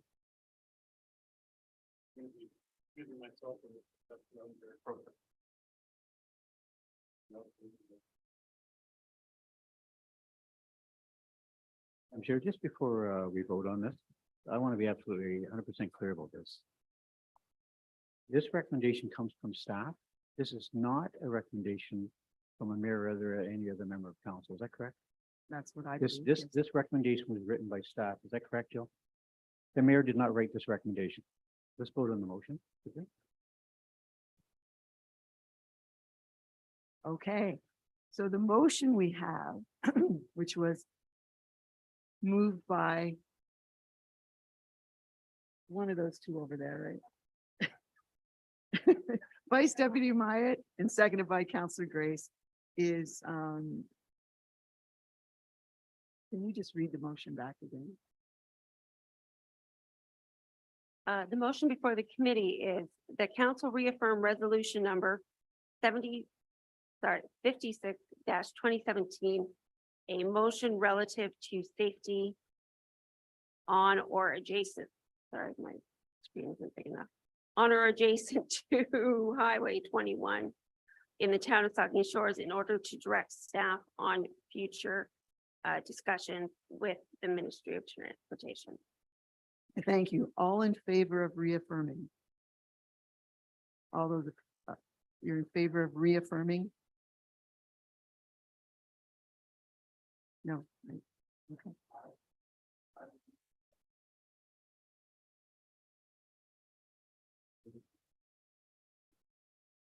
Okay. Okay, that's good. Okay, all those opposed? The motion is defeated. So can we bring those two back in here? And just before the mayor takes over, geez, Mike, I thought I put you on the spot.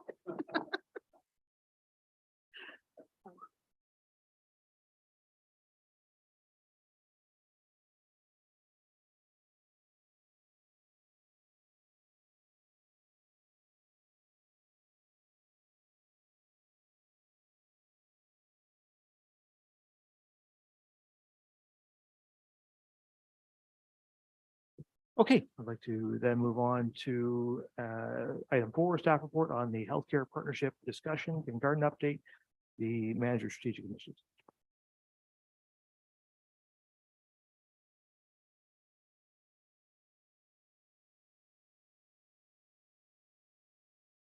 Sorry, having a little technical issues with my video.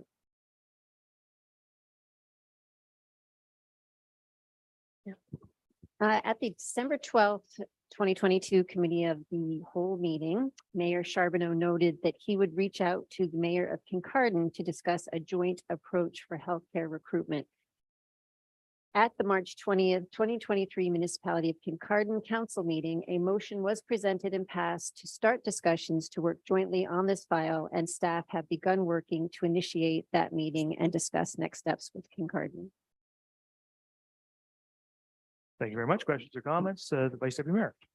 Mr. Mayor, mine's just really a comment. Thank Councillor Davinsky. I think, John, you raised this a few meetings ago that wouldn't it be great to see Kincardine and Saugeen Shores to back together. And I know Mayor Luke, you did some good work on this too, and Kincardine showing some good support there. So Councillor Davinsky, I just want to say thank you. I served on the doctor recruitment team for 4 years when we had a joint committee of Saugeen Shores and Kincardine, and I thought it functioned quite well.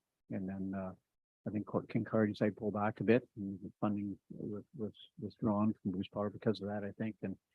But I thought it worked very well. And so when you raised it, Councillor Davinsky, I thought good for you.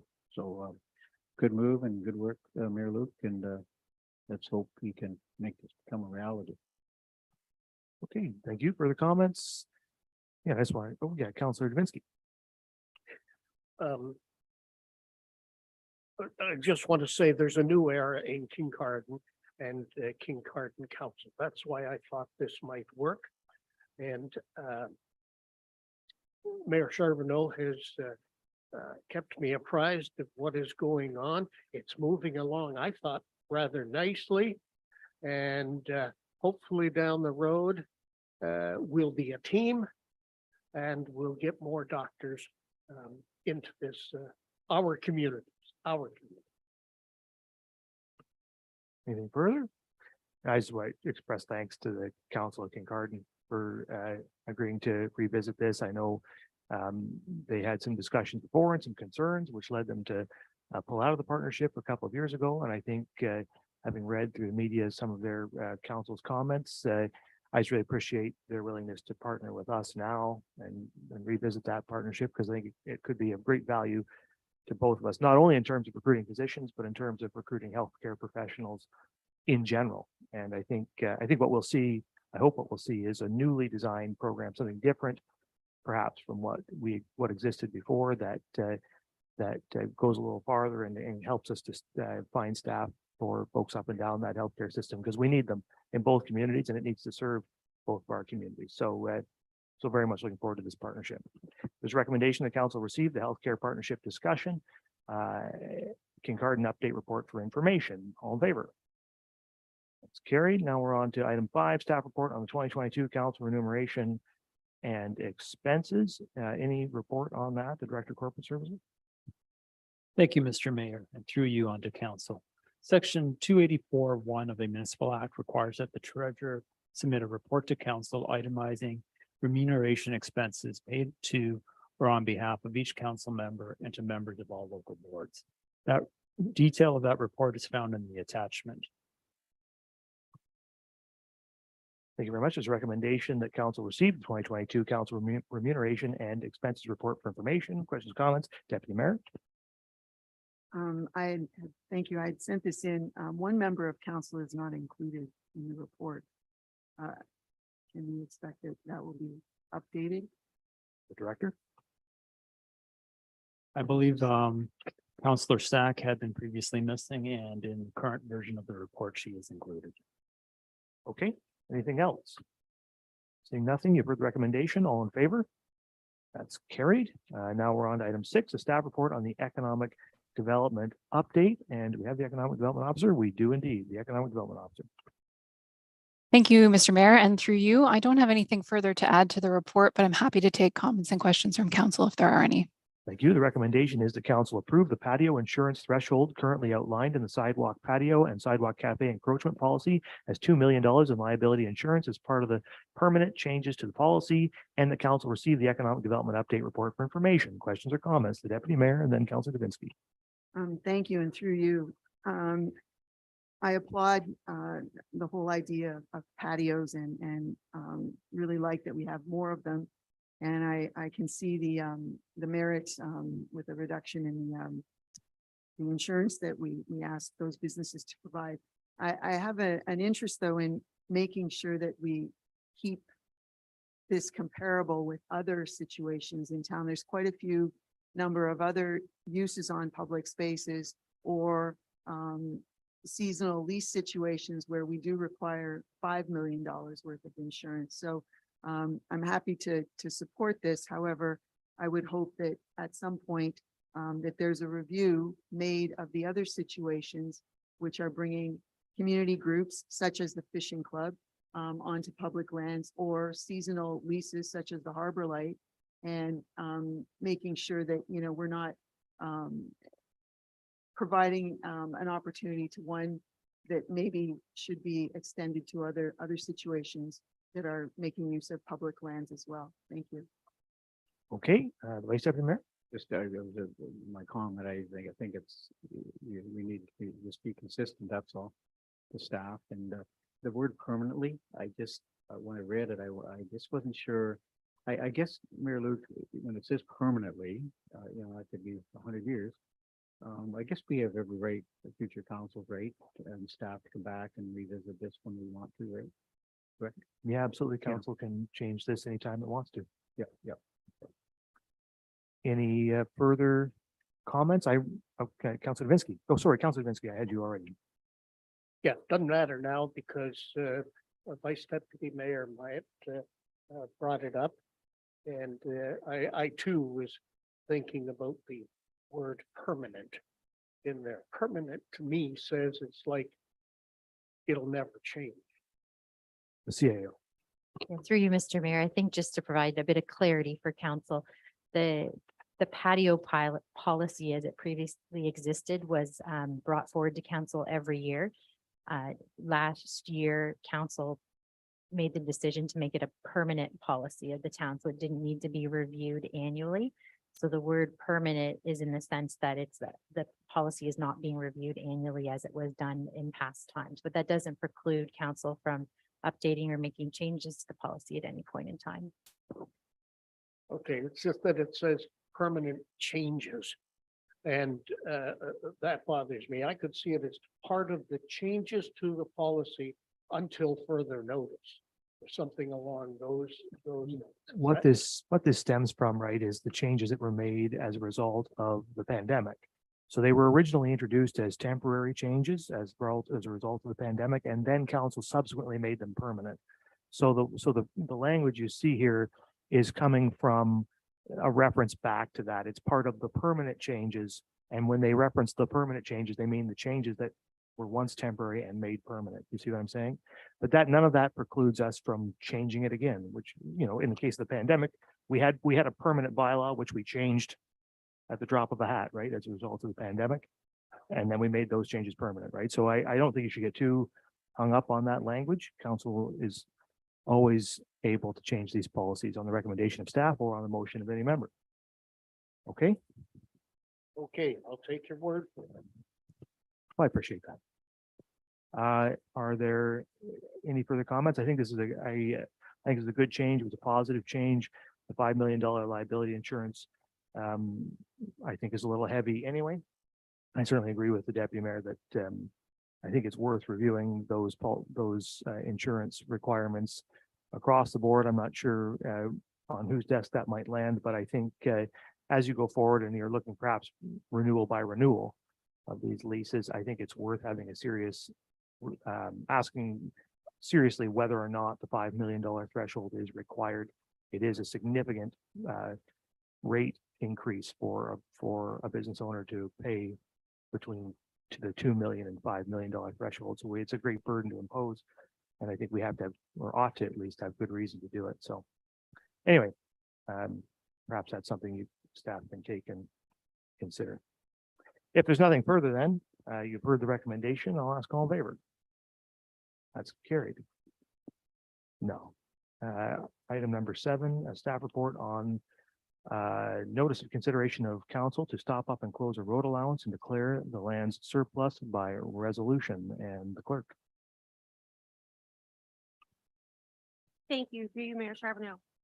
We are providing notice for this road closure to facilitate a land transfer that was agreed to by the town, the Smith family, and the Presbyterian Church as part of an agreement that brings how the lands are used and who they are used by into alignment with their ownership.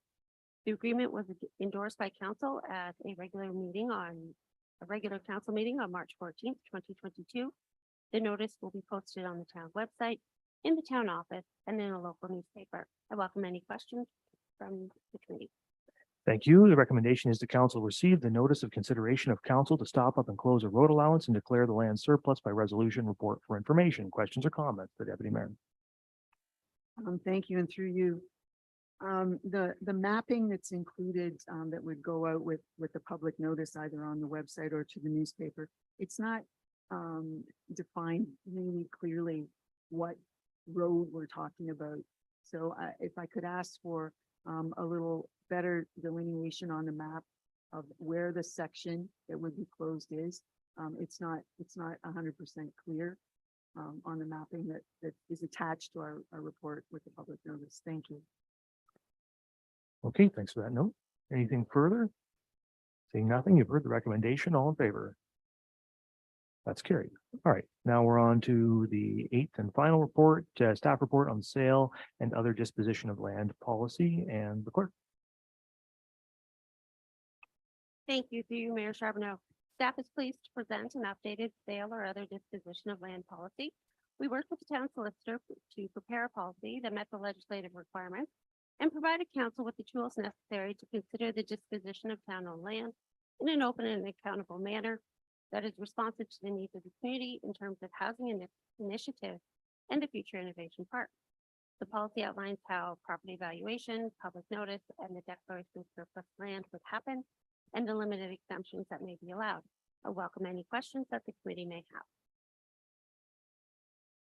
Thank you. The recommendation is that the sale and other disposition of land policy be presented to council for consideration and adoption by bylaw. Questions or comments? The Vice Deputy Mayor. Mayor, it's great to see this updated report, your surplus land, Donna, you did a really good job on it.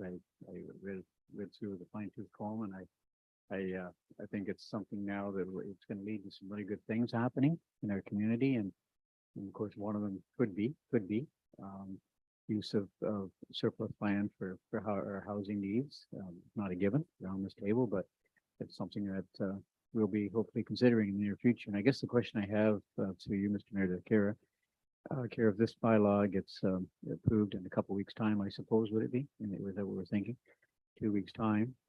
Kara, how soon might we see certain lands come forth to council for approval to deem surplus?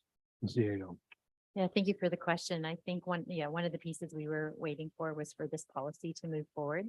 And I think we're just finishing some legal pieces related to the properties that council had to look at in July, maybe last year, was it? So you can expect definitely in the spring that a report will be coming forward from staff. We're listing maybe 1 or 2 or 3 parcels of land For that council could be consideration. deemed surplus, right, for consideration. Thank you. Thank you. Further comments? The Deputy Mayor. Thank you. I have 6 items just to get some clarification on. One is related to in I'm sorry, I didn't write down the exact reference, but in one point in the bylaw, it says greater than 20 years, and then a little later in the bylaw, it says greater than 21 years. I just want to make sure that somebody who does a read through, and I'll find the direct reference and send it afterwards, so that they both say what is meant to be said. I would like to know though, why 20 years?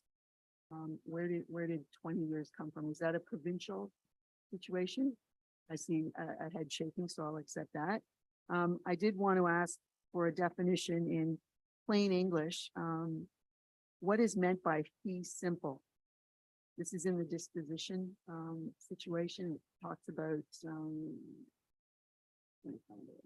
I think the clerk has the answer. The clerk? Okay, Certainly, so I can.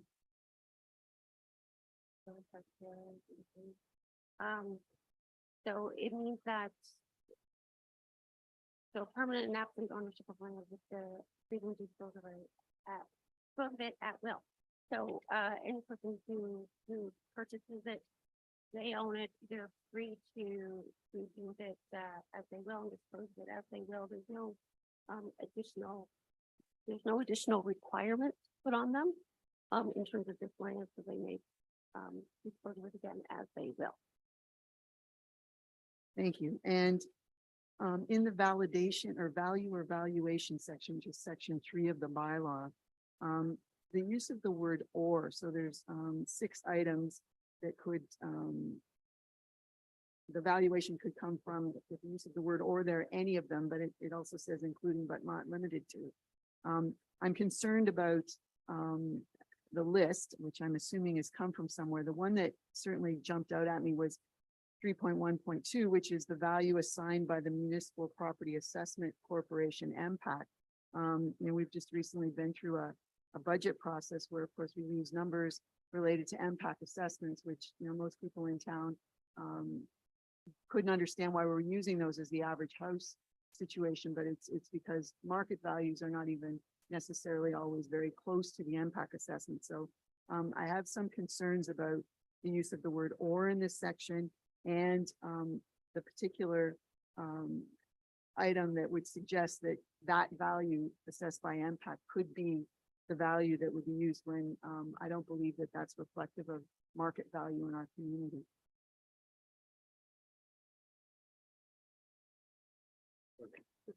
Thank you. Through you, Mayor Charbonneau.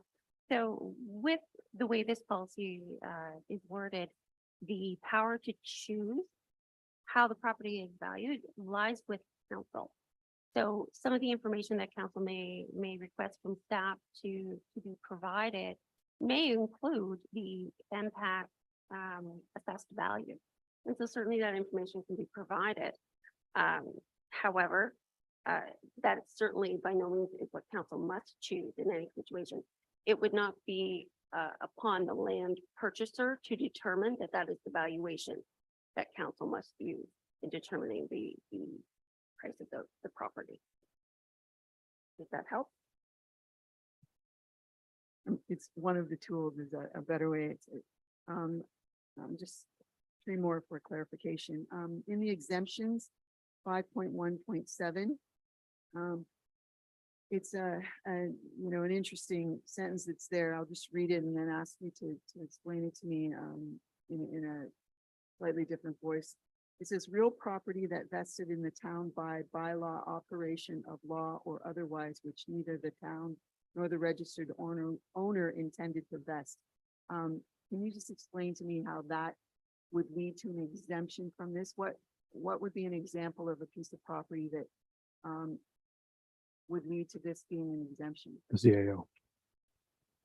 Just to give an illustration through you, Mr. Mayor, there could be a situation where someone bequeaths the town property, and in that bequeath, they say we cannot dispose of it. So it's recognizing that there's certain circumstances, either by our own bylaw or through operation of law generally, that we aren't able to dispose of the land. And in item 6, in the exemptions also, there's reference in here to highways.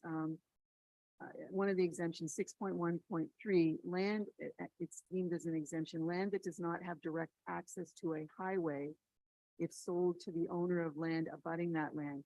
There's no definition of highway in here.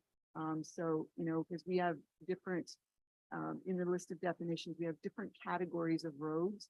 So I just wanted to make sure that the use of the word highway there wasn't restrictive, if that wasn't the intent. Certainly through you, Mayor Charbonneau, generally speaking, we'll use highway in bylaw language. We usually, highway will mean the same thing as roadway or any sort of road, but certainly we can add that definition for greater clarity.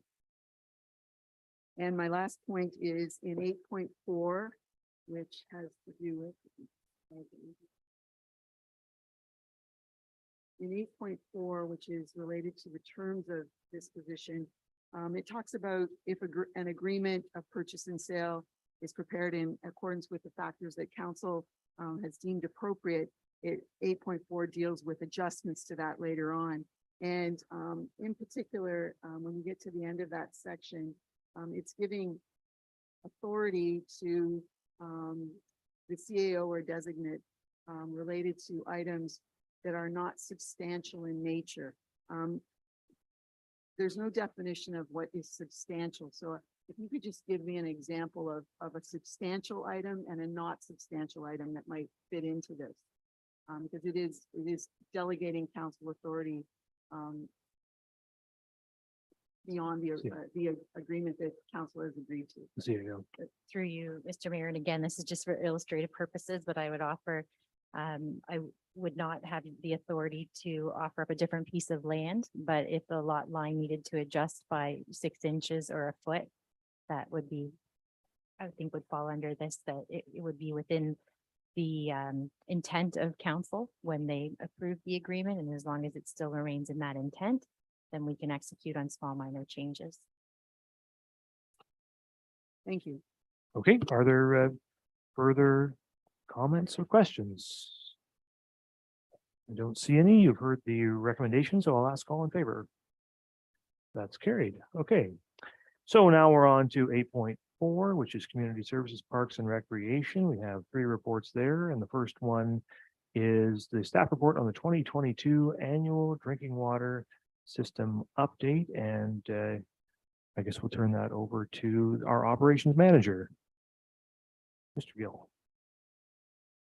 Yes, thank you, Mr. Mayor. I'm just a little difficulty.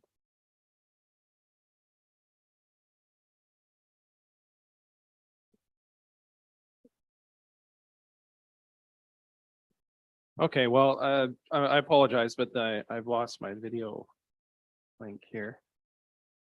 So I'll carry on. Yeah, that's right. So thank you, and through you, Mr. Mayor, and this keeps popping up a whole bunch of errors. I'm here tonight to present the annual water report. It's legislated through OREG 170, the Municipal Drinking Water Act, that this report be presented to council and the public for information purposes before March 31st of each year. With me tonight to my right is Dan McLeod, who's Senior Operations Manager with Aqua. Dan has successfully managed our water and wastewater systems for the past 6 years. I'd like to take this opportunity to thank Dan and his team for the great work they do for the town. Just in the report of note, there was one self-reported non-compliance with the drinking water system, which presented no health or safety concerns to the users.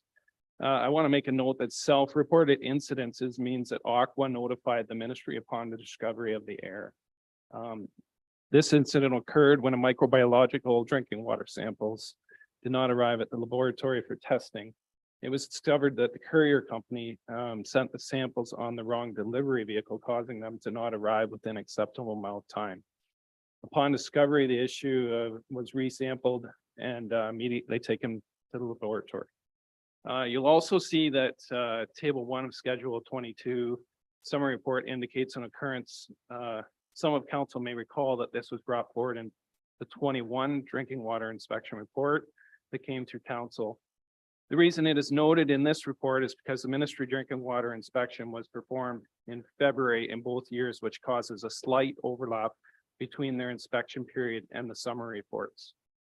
I want to thank you, and at that, Dan or I were happy to take questions. Okay, thank you very much. There is a recommendation that council receive the 2022 annual drinking water systems update report for information. Questions or comments either for Larry or Dan? I will start with Councilor Grace and then come to Councilor Vidinsky. Thank you, Mr. Mayor. I have three questions. And thank you first to your team and to the general manager of operations and your team for all the work that you do on this really vital part of our operations. So the first question is section 2.2 and appendix B lists call-ins in 2021 and 2022 due to a variety of concerns, including alarms, equipment faults, broken water meters, etc. I assume when those call-ins that are listed, all of those issues are addressed, but one of the points of the report talks about a non-compliant SCADA alarm. And I wondered how that fit into this. I'm assuming that the alarm didn't alert for a little while, but the others normally do. And so I wonder if you could explain what a SCADA alarm is and how frequently it's checked. Yeah, absolutely. Thank you. So the SCADA system, the water treatment plant, it's equipped with hundreds of alarms. Everything that happens at that water treatment plant goes through the SCADA system. And there's multiple alarms at a variety of different levels for any occurrence that could happen there. You did mention a couple other alarms that we had on that call out list. Some for water meters. Those might be a resident calling directly to the after hours line. So in relation to the non-compliance with the alarm not actually sounding, we actually discovered, again, this is something that was in the 2021 drinking water inspection specifically. And what that was is we had an instrument that continued to gather information, but a communication between that and the SCADA system had failed.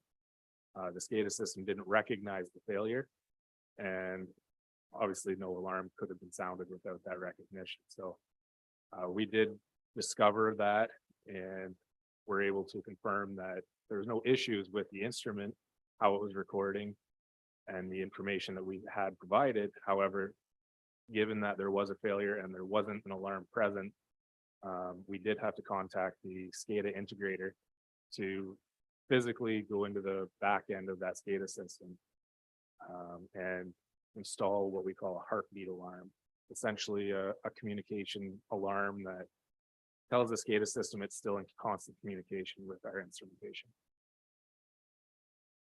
Thank you. I apologize for mispronouncing SCADA. And so how frequently is it checked or monitored?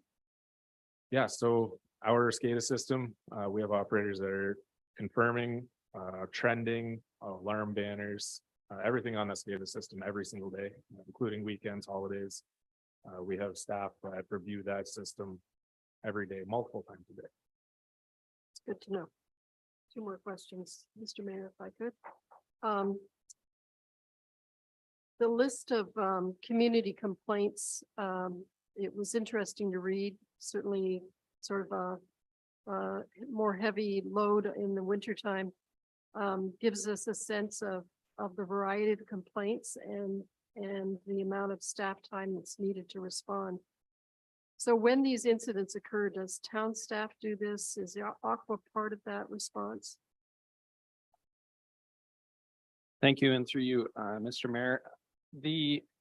So when the calls come in, they get dispatched to the appropriate department, wherever it may be. Complaints that align with the contractual work that Aqua does for us. So a part of the contract, things that align with that, we pass on to them directly, and they are the ones that respond to that. Occasionally, the town and Aqua do work together to resolve some of those issues. And and I'm sure all members of council frequently get questions from residents who are concerned about our water treatment and flow capacity. Table 4 shows that our treatment capacity in 2022 was still well below the mandated level. In other words, we have lots of capacity. Can you speak to our future capacity, given the very high level of growth that we're experiencing? Yeah, thank you. And through you again, Mr. Mayor, I'm happy to respond to that. I've got a couple notes in the water sewer master plan as completed by BM Ross. The future growth was taken in consideration for water needs. It outlined that in 2026, at current growth rates, we need to expand the plant. Colin Saunders, who's a member of our team at Saugeen Shores here, will be leading this capital work for the town. He's set to begin the expansion process with an RFP for design and engineering, which we're hoping will go out in the second quarter of this year. And then I think it's also important just to note that, the staff have no concerns with the current capacity and with the system that we're currently operating. Further comments or questions? Councilor Divinsky. Thank you, Mr. Mayor. Treated water flow rate through you, Mr. Mayor. If you look at the graph that's there, it says that in May, the average flow rate looked good, but then the maximum flow rate was 155.46 asterisk. And then in zone 2, what is zone 1, zone 2? Thank you, through you, Mayor. So zone 1 is essentially speaking to Southampton's distribution system, and zone 2 to Port Elgin's. We operate the two separately. Yes, okay, but there is still the zone 2, Port Elgin was 159.89 with an asterisk. And the asterisk is flow meter calibrations. What does that mean?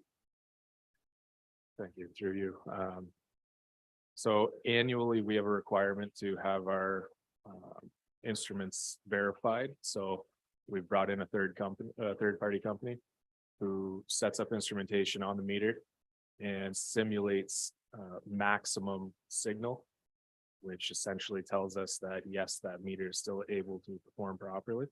So it's an annual requirement that we have. And all you're seeing there is the maximum recorded flow rate due to that calibration. Okay, so it's a test, it's not an issue or a problem. Correct. Thank you. Thank you, Mr. Mayor. Okay, Councilor Mayette. Thank you, Mr. Mayor, and through you. Congratulations on the great report. And just further to our conversations earlier, and there was a W5 program last night that we talked about, which was to do with asbestos concrete pipes. And Daniel has confirmed that we have those in our town, and I look forward to maybe an opportunity where we see some test results if that's feasible. It's feasible, obviously, but whether we can get it in the zones, like you said, it's in the older zones of Port Elgin particularly. Be nice to see if there was some tests performed, just to see if there's any presence of asbestos fibers in water, as was reported last night on television. Comments? No? Okay, any further comments, Vice Deputy Mayor? Yeah, just about the maximum, maximum flow rate, daily flow rate. 327, I guess, right? In July, we talk about 10,108 cubic meters of daily flow rate. That's not a danger zone, we're running out of water. It seems to be July and August are two peak months with lawn watering, et cetera. What is that now? It's probably in the report. My apologies if I didn't pick it out, but what is that number that if we reach maximum capacity? July is 10,108. How far can we go? Thank you, and through you. So the water treatment plant's maximum treated capacity, so that's the amount of water we can get through the filters. Theoretically, based on the design criteria of that plant, is about 13,000. I believe it's in the report as well, but 13,000, and say 800. Okay. Um, We're in good shape. Yeah, so for right now, we're okay, and definitely with this report and RFP that Mr. Saunders will be leading. It's a great opportunity to stay in front of that. And the maximum once, if it was, sorry, and if it's in here, my apologies, of the full build out. When you talk about the 15,000 cubic meters, it was full build out, additional membrane. How high, what the level can we get to? Yeah, so currently the water treatment plant is fully built out. It's fully populated right now at 100%. And that 13,000 is the operational capacity. No room, what you're saying to me is it's full build out right now, so no room for future capacity, is that what you're saying? Without expansion to the water treatment plant, yeah, we're gonna have a hard time getting above that 14,000 cubic meter. No room for additional membranes, we're built out. Larry looks like he has a comment. Larry? Yeah, thank you. And through, I just want to add on to that, that yes, that the plant capacity is at 13,800 and some cubes. Again, we're not, we maybe hit that in the peak season where we are getting those 10s and 12s that you're speaking, but we're not concerned. That is the capacity currently, but I'll revert back to question 3 that was asked earlier, that that's why we're starting this process of expanding the plan, and we've got all that in place. So, currently we're not worried, and we're looking at this early enough, and we're ahead of it, that we will, there's no concern that we will ever reach that. So Great report, thanks so much. Yeah, thank you. Any further comments? Yeah, I think that's really worth repeating, right? The plant is meeting our needs today, and the municipality continues to plan for our growth. And we are ahead of the curve in terms of planning, and so we will be ahead of the curve in terms of investment in that facility. The municipality will continue to have enough water to serve our present population and all projected growth.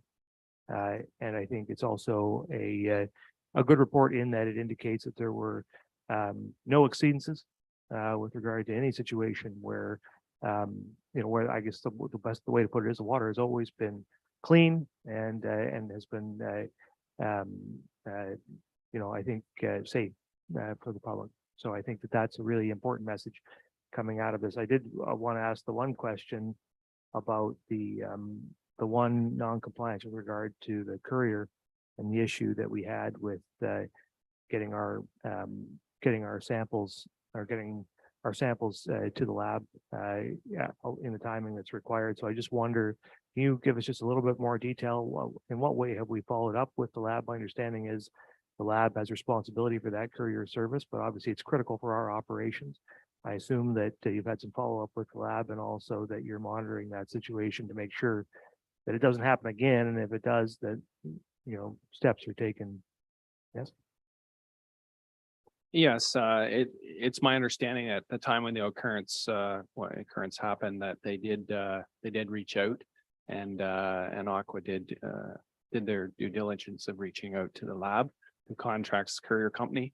They, as I understand it, they had changed and added a new method, a new program that tracks shipping, and that's where the error happened. And they reassured us at the time that they had that rectified and that the problem wouldn't happen. And I think it's important to note that that was some time ago, and that we have not had a problem since. And to add on that even further, it was kind of like the perfect storm, and the fact that it was during a long weekend in May, and so the shortened work week was against Aqua as well. So, but no concern for health and safety, like you said, and I think we've got it well under control. Okay, that's good to hear. Well, thank you both for all of your work on this. You can see in this report all of the responses, all the work that's done, not only in terms of standard maintenance and repairs, but also responding to public concerns and complaints about the system. If you take a minute and look at that, at the attachments, you can see all of the work that our staff is doing there on an ongoing basis to maintain that system. So, so thanks for all of that work. You guys do great work, and we appreciate it. So there is a recommendation. You have heard it, and I will ask all in favor. That's carried. So now we're on to item 2, which is a staff report on the North Shore Park reimagined planning milestones and the Director of Community Services Operations. Oh, sorry. Yep. There Hi, he is. good Jeez, he's not in the room. That's why I can't see him. Yeah. I'm Manager here of online. Recreation. Yes, thank you. Thank you. Please bring this report and through you, Mr. Mayor. The North Shore Park has had some challenges over the last 18 months, and I've summarized the report of some of those challenges and some of the things we have done in planning and preparing it for the future. It's a much loved park. It's one of our oldest parks in the town, and it gets a lot of attention. Interesting stat, the North Shore Trail that runs through the park is by far our busiest park.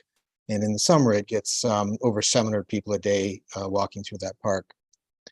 So it gets lots of attention. It's a very special park. I won't read the whole report, but I'll highlight a few of these milestones and I'd be happy to take any questions. So back in September of 21, we had quite a catastrophic late summer storm, and we lost a lot of trees, a lot of wind throw, primarily cedar trees were blown down. And that did truly transform the park to what a lot of people knew it as. There was the initial cleanup occurred, and another situation happened in December of 21. We were approached by a proponent who wanted to bring back the concept of the train, the miniature train that runs through the park. And you may recall in May of 22, Mr. Scott Pearson attended council and presented some concept work where council directed staff to continue to work with Mr. Pearson and then return to council with some more detailed concepts. We have done that. Also, what's happened in July of 22, we had a public consultation session at the park where we got a lot of feedback, and that was presented to council on April 8th. Some good background work has been done in engineering on the shore. You'll note erosion similar to North Shore Road. In the park, there's been erosion on the shoreline there due to high water, and the eroded slope is now compromising the trail. So we're looking at options to repair that. We've had some preliminary engineering assessment, and we have quite a significant range of options there, which also create quite a significant range of costs. And we're going to bring options to council to decide how they want to approach that section of the park. The blizzard of this past Christmas once again returned to the park and blew down more trees, and approximately 30 trees were damaged and had to be removed. Initial cleanup have occurred. We're going to go back in there this spring and continue with the raking and the stump removal of those trees. And it shouldn't be surprised, once the forest gets opened up, trees are susceptible to wind throw. And I expect there'll be more wind throw in that park because of the nature of losing some trees and exposes more trees, and they get compromised. Sometimes they're obviously blown down on the ground. They're clearly blown down. Sometimes they're root damage. Sometimes they're split. And that's where some trees that from a distance, they may not look like they're damaged or hazard, but I personally work with arborists to assess those trees, and some of them were declared a hazard and they were removed. Typically, they were subtle cracks in the trees or damaged roots that would come down in the near future. So they were removed. Another significant milestone will be April 11th. We've scheduled Mr. Scott Pearson to return to this council to present a more detailed miniature train proposal for the park. And we've spent a lot of time with Scott over the last year to prepare that. The key aspect of all this is the train proposal, if approved, will be integrated with the park. And that's why we held off on some of the landscaping and tree planting and other improvements in the park. We wanted to build a holistic plan and make sure that all the planning elements were done in a coordinated way. So that's why further landscaping and further tree planting hasn't been scheduled yet. But the full intention, once we get the concept plan established for the park, we will continue with some landscaping work and quite extensive tree planting. And certainly we've also identified a second public consultation session this summer to try to get some more information from the public on exactly what they want to see in North Shore Park, and that will guide the detailed restoration plan for North Shore. Okay, thank you. So the recommendation is the council receive the North Shore Park Reimagined Planning Milestones Report for information, questions, or comments.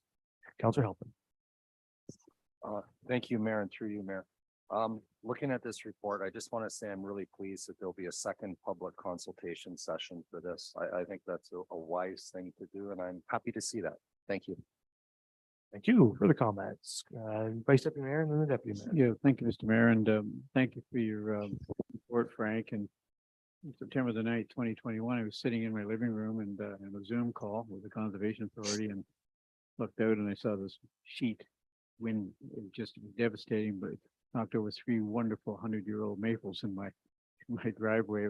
The winds were ferocious and it was just heartbreaking when we lost so many trees at North Shore Park that same day.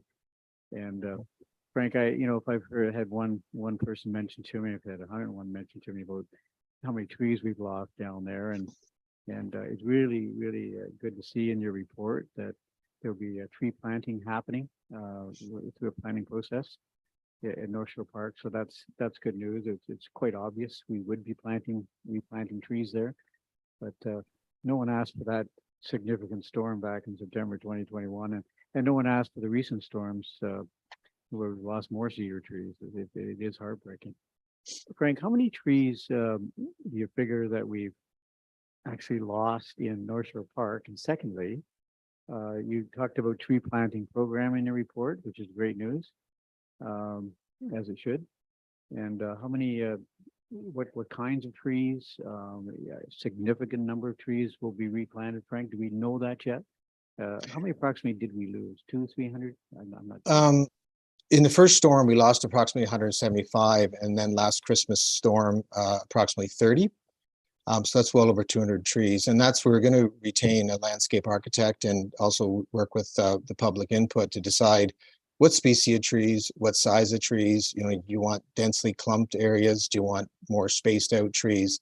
And so I think that's the art of tree planting. Just what is the feel that we want to see North Shore Park, and that'll be a variety of different species. It's been dominated by cedars. And cedars traditionally live in that type of, it's a very cobbly environment. So we're looking at diversifying the species there. And we heard from the public, they want to see a more diversity of species. So we'll work with some forestry specialists to make sure we're planting the right species for that site. That's great news, Mr. Mayor. Just to reiterate, just to reconfirm with members of the public, Frank, that there will be a significant tree planting program in North Shore Park. That's correct. Yes. Thank you.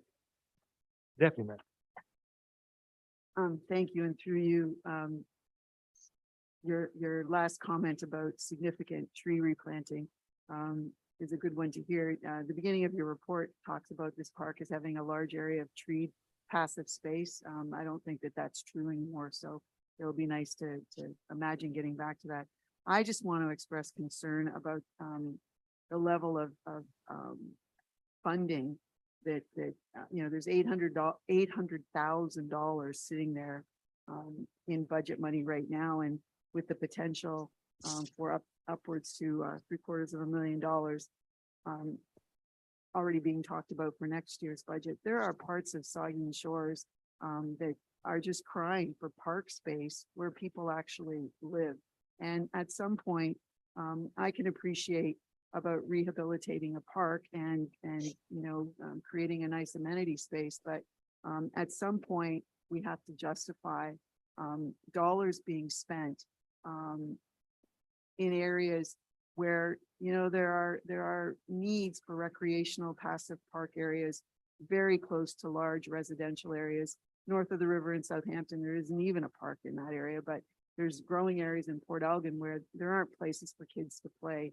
And so it is, there's $800,000 there right now. And I noticed that it's listed as capital funding, the $550,000, which in our budget talks, it was related specifically to a parking lot.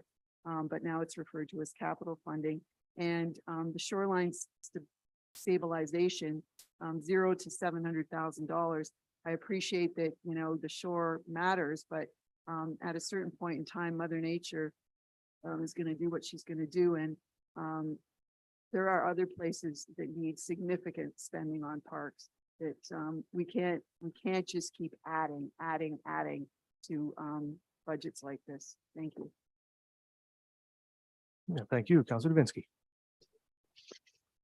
Yes, I'm not following up on that, but Frank, I don't know whether you've seen the pictures that have come in from a resident who's taken pictures of trees that have been cut, whether they've been cut the first time around or the second time around. My concern is some of the stumps that are left are dangerous. The trees fall down and they tend to leave jagged edges up in the stump, and then they aren't cut down, so they're left there. If a child fell on that, it's over. So I'm just wondering if you've seen those pictures, and even if we don't get the stumps up for another month or so, is there going to be a plan to make these stumps a little more friendly, if you will? I think the director's got this one. The director. Yeah, Oh, thank you for sorry. thank you for the question, Councillor Davinsky, and through you, Mr. Mayor. We did receive those pictures. The last maintenance tree cutting and maintenance that was done in North Shore Park was in early January in response to that Christmas storm that occurred. Our staff very safety aware and cautious of the use of that park. So we made it as safe as possible. We do plan when weather permits, which we've had a great winter. So we have been able to get in there and clean up some brush and whatnot through the park and branches that have been down. We will be going through and removing those stumps as well shortly. We want the ground conditions to be suitable to that type of work. So that will be happening in the next probably couple of weeks if weather permits. We will, we appreciate the comment on the safety, and we can do a walkthrough of the park just to make sure that everything is okay there. Through you, Thank you. Mr. Mayor. Thank you, Kristen. And yes, there was one particular picture where there were nothing but jagged, like spears, like knives. And if a child fell on that, just kibitzing with some other kids, that would be just terrible. So if you can check it out and do a walkthrough, that would be wonderful. Thank you, Mr. Mayor. Okay, thank you. Are there further comments? I just want to say thank you to you, Frank, and to the director and your team for putting this plan together. I agree with Councilor Halpin. I think it has listened to, I know council wants to have a look at this and hear. Obviously, we want to hear the proposal for the train, but we also want to take that back out to the public and hear what the public has to say about it. It's an important, very, very important park. Very large number of people live near that park, and it's probably one of our busiest parks. And it's a much loved park across the community, and one that we want to design well, and that we want to make sure is as good as it can be. I think I have heard from a very large number of people eager to see when we will restore this park. I'm very pleased that council has approved in the budget significant funds in the year 2023 to see it restored. And so hopefully we will get to the point this year where we have a good plan that's been approved by this council and vetted by the public that we can start to implement this year, so we can get this park back up on its feet in the condition we all want it to be in. So you've heard the recommendation and I'll ask all in favor. That's carried. All right, now we are on to staff report, item number 3 for Lake Huron Fishing Club lease agreement renewal. And Frank, the director of the manager of parks, has this report. Yes, good evening, and through you, Mr. Mayor. This is a renewal of the fish hatchery down what was known as locally as the Town Pond in Port Elgin. And it's a fairly routine renewal. It will be for another 10 years. And what I would like to certainly do is that this is note that this is a volunteer club that has done a commendable job with operating the facility and is very committed to a successful fish stocking program. So this is to renew the lease for another 10 years. Okay, so we do have a recommendation that the Lake Huron Fishing Club lease agreement renewal be presented to council for consideration and adoption by bylaw. Questions or comments from members? Councilor Mayette. Thank you, Mr. Mayor. As the president of the Lake Huron Fishing Club, I'm glad to see this on here. I consider it a pecuniary, but I don't actually receive any revenue from the club. But I'm glad to see that we're getting a 10-year lease. And with regards to the question of insurance, we have in the lease mentioned that we have a $5 million insurance policy. That's actually down from, we had $10 million of coverage up until a couple of years ago due to some work we were doing over in the municipality of Brockton, and they required 10 million. So we've managed to save about 10% on our premium cost by going from 10 to 5. I'm not sure if that would be the same thing if we went to 2, but we're willing to keep it at 5 as per the lease agreement. And just further to that, by the powers invested in me, I would like to make the first 2 years of payment right here and now.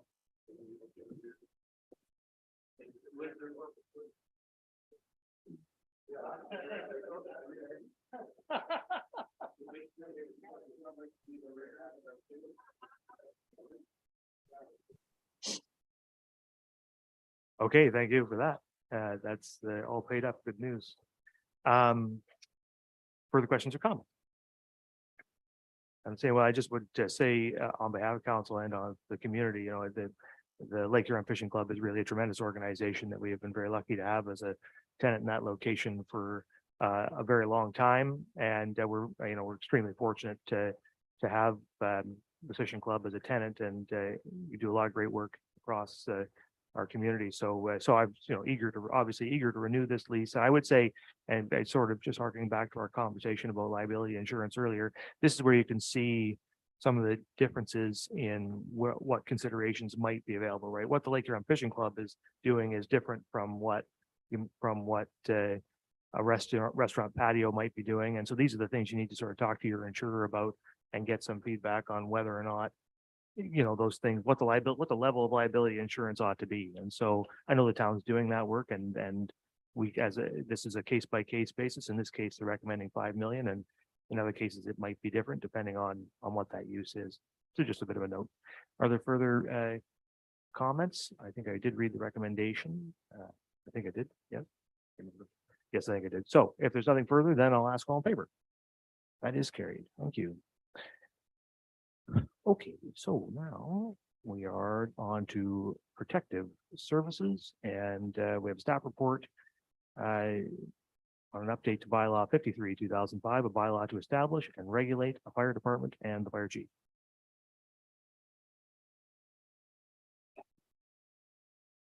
Thank you, Your Worship. I cannot turn my camera on. It says the host has stopped it.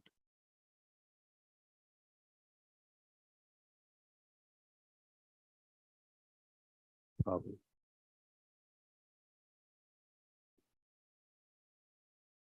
I'll proceed without the camera. I'm okay with that. I've done it before. Sorry, do you see a notification on your screen to start video?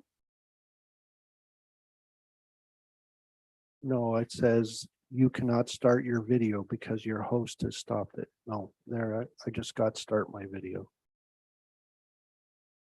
What a handsome devil. I prepared a statement this time because I thought tonight might be a little long, and I tend to be a little verbose, so I'm going to read this. This report is a culmination of a comprehensive review of the fire department establishing and regulatory bylaw.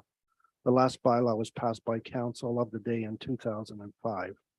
The recommendation to adopt a new bylaw and rescind the old is based on present fire service best practices and legislative requirements. The proposed bylaw clearly defines the services and limitations to those services that are provided to our residents, visitors, and neighbors alike. It also includes the powers and responsibilities of the fire chief, a fire department hierarchy that reflects the Ontario Fire Marshal's 3 pillars of fire prevention, and a basic human resources schedule specific to the volunteer system. This foundational document directs the fire department's path for administrative training and emergency response, while being structured to allow council to clearly define services such as fire service agreement, tiered medical response agreements, and water rescues using a boat. I look forward to answering any questions that you may have. Thank you, Chief. So there is a recommendation that the draft bylaw to establish and regulate a fire department be presented to council for consideration and adoption by bylaw. Are there questions or comments from members? I don't see any, so thank you, Chief. It was very concise, but it is worth dwelling on this. We have not talked about this since 2005. It's high time we update this bylaw. And you've done a fabulous job on doing that. This is a very comprehensive document that defines the service down to, the finest decimal point, right? And I think that that's really important to do. So you've done a tremendous amount of work on this. It's good work and council very much appreciates it. So if there's nothing further, you've heard the recommendation and I'll ask all in favor. That's carried. Okay, so now we're on to 8.7, communications and petitions for committee of the whole information, 5 items there. Any questions or comments on any of those? I don't see any of the deputy mayor. Item 3, which is about Bruce County's development charges study. There's an invitation in there or a willingness to come and do a presentation. I would welcome the opportunity for them to come and do a presentation to us related to their work. Certainly, yeah, we can, I can raise that with Bruce County and I'm sure there will be, there certainly should be those kinds of engagements. So, but I'll raise that with them. The deputy mayor, or how about Councillor Dubinsky? Thank you, Mr. Mayor. I was looking at item number 5, the City of Cambridge resolution.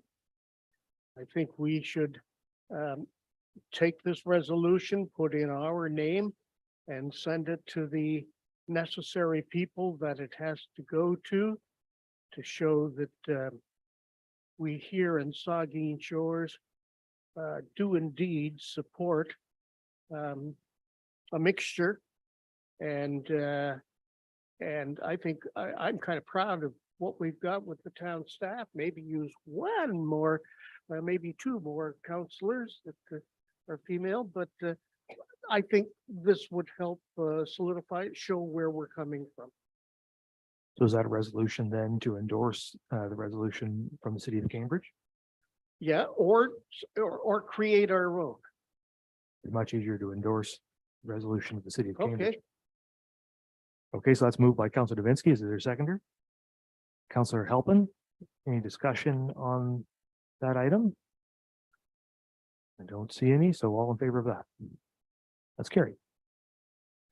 Okay, anything else on the items for information? I don't see anything, so one more item there, reports of councilors policy, and that's my report for your information, including some information on the Bruce County official plan timeline, the MIPIM conference, and some other items, including my schedule. Any comments or questions on that? Nope. Okay. All right, so that brings us then to the end of committee of the whole. And Vice Chair Mayor? Yeah, you're going around the table. I hope you are, because I'm in trouble. I need to announce something. Oh, I was just going to dispense with the thing and move on. I know you were. All right, all right. Well, I guess if the Vice Deputy Mayor insists that we have announcements by members, I guess we will. But we will start with the Deputy Mayor. I almost forgot it the last time I chaired too. Just a couple things. I went upstairs to the job fair last week. I noticed Heather's no longer on the Zoom with the meeting, but I believe it was well attended. The booths, some of them had good little giveaways. There were snacks everywhere, and I was particularly interested in the police and community watch display, and they were getting a great deal of response. So it was a good event. I also want to just mention that I have signed up for the clean sweep event later in April, and I've noticed quite a few groups on Facebook have gone into the town website and signed up as well. So that's a great event. I'm also one of the 300 or so that have signed up for the food composter. That was a pretty quick uptake on that too. And 3 more things. Boots on the Ground is an event that the police service is champion. It's going to be a series of events here for first responders of a number of different stripes and their families. It's very much related to mental health and other personal issues, but the first session is tomorrow night. It's here at the Plex.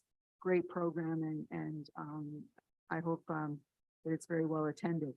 I had the pleasure of attending county council last week on behalf of the mayor. A little bit nervous about that and must say that the seat next to me on both sides was empty. So I was kind of sitting by myself over on one side, but I was very grateful for the support of Linda White, the former clerk for the town of Saugeen Shores. She was very helpful with an orientation in advance. And the mayor of Kincardine was sitting, jump over the empty seat. He was sitting there. So he was very helpful to us in information. We did talk about the physician recruitment situation too. So I'm glad we followed up on that. I also want to say that I was at a hockey championship at the Coliseum on Saturday. It was the Storm versus the Owen Sound junior attack team. That was the under 9 crowd, and the Storm was up 2-0. But in the end, they lost 3-1. You gotta love a hockey game though, where the rink is full and people are cheering equally for both teams when something good happens. And there was one particular shot that a Storm player took that, man, if it had been like a fraction of an inch lower, it would have went right in the upper corner of the net. And it was a collective oh. And even kids on the ice, you could see them literally stop and just like, I couldn't believe that it had happened. It was a very well attended game, and it was nice to see the Coliseum just show itself off for that. Thank you. Thank you, Vice Deputy Mayor. Thank you, Mr. Mayor. Thanks for allowing this to happen. I got myself in a bit of trouble because 2 weeks ago, I announced that 4 girls teams were moving on to the provincials. And I had a phone call with a good friend of mine, Larry McIntosh. His grandson plays on the U11 boys team that's also heading off to the provincials in Barrie. So I inadvertently missed a team, and Coach Dan Tiffin, great job apparently. And this again, U11 team going off to Barrie. So congratulations. And just want to say one more time to the season's winding down. Coaches, managers, trainers, sponsors, and all the parents. Just a wonderful season. A lot of volunteer work and the executive of Saugeen Shores Minor Hockey. A lot of work goes into running a season of hockey, and just thanks to everyone involved. Wish all those teams heading to the provincials good luck, and when they win, we'll have them all in here. It's going to be busy, but we'll bring them all in. Council Mayette. Yes, thanks, Mr. Mayor. Briefly, I should have brought this up when we had our Leafs conversation earlier, but on the 15th of April, our partnership with the Ministry of Natural Resources and Forestry, the result will be we're stocking about 1,500 gram rainbow trout into the town pond. So if anybody out there has grandchildren or young children that they'd like to experience a relatively safe and easy place to catch a fish after the last Saturday in April, which is the opening day for trout season, you can do that. And the Lake Huron Fishing Club also is doing a road cleanup on April the 22nd, but we're doing a county road. So you wouldn't find us listed on the town's website, but you'd find us registered with the County Road 33 from town line up to Concession 4. Thank you, Councilor Grace. Well, thank you, Mr. Mayor. Just one item on Saturday, the 25th, Councilor Mayette and I attended the Grey Bruce Federation of Agriculture's annual Politicians Day, which is a great event. This time it was in Katy. And there are politicians from all over the region who listened to presentations from various agricultural organizations within the agricultural industry. We also heard what I thought was an excellent presentation on Bill 23 and its possible effects upon rural and small municipalities. So I always learn a lot, and I thank the Grey Bruce Federation of Agriculture for organizing this event. Thank you, Councilor Vinsky. Thank you, Mr. Mayor. Just recently, I believe it was the 21st. I was part of the Home and Community Support Services March on Meals. And I was teamed up with Mark in Southampton. And you meet the nicest people doing things like that, and that's exactly who we met. I salute this group. Please keep up the good work. Home and Community Support Services, Gray Bruce. It's nice to meet the people and be a part of it for a short time on that Tuesday. Because we're not back for a couple of weeks, I would like to say to everyone, Happy Easter. It will be that time, believe it or not. And I wish everybody happy Easter, and for those others, a happy Passover as well. Thank you. Thank you, Councilor Halpin. Nothing this evening. Yeah, I just wanted to say thank you to all of you folks for attending all of those things, and to the deputy mayor and vice deputy mayor for standing in for me over the last couple of weeks. I've been away a lot, but I reported on it here in my report. But I just wanted to briefly mention the MIFM conference in France, which I attended with Bruce County and was there, I guess, the week before last, which was really, I think, a great opportunity to showcase Bruce County, Saugeen Shores, and all the municipalities in the county on a world stage, European stage, and talking about foreign direct investment opportunities in our communities. And I think we go back to that isotope discussion we had before. When you say to anybody around the world, you say you're from Bruce County, they have no idea where that is. Many of them wouldn't even know where Ontario is. But when you tell them that you're home to the world's largest nuclear plant and the world's largest supplier of medical isotopes, that's disinfecting 40% of the once used medical devices in the world, and producing isotopes that are like lutetium-177 that are curing prostate cancer all around the globe in their countries. Eyes open up pretty quick and they see the opportunities. And it's also worth noting that we're a pretty attractive place worldwide. We're also home to the largest reservoir of fresh water on Earth. And that's a pretty valuable resource anymore. So people, I think, see this area, these communities, all over the world as places that are worth investing in, and that came out for me quite clearly at that conference. And I think some good leads were developed by Bruce County to connect to some of those folks and talk to them about ways to invest in our communities. So I think it was a worthwhile trip, and I appreciate the invitation from Bruce County to attend along with them. So with that, that brings us to the end of the Committee of the Whole, and I have a resolution of this Committee of the Whole meeting of March 27th, 2023, hereby adjourns at 9:17 p.m. Moved by Councilor Mayat, seconded by Councilor Davinsky. All in favor. Committee stands adjourned, and we will reconvene at 9:30.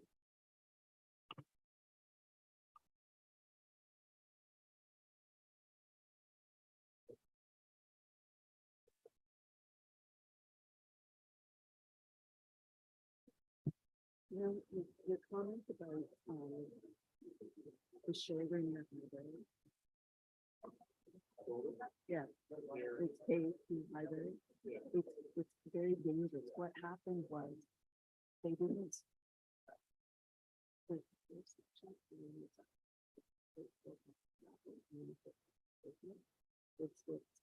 Don't know why. There wasn't it's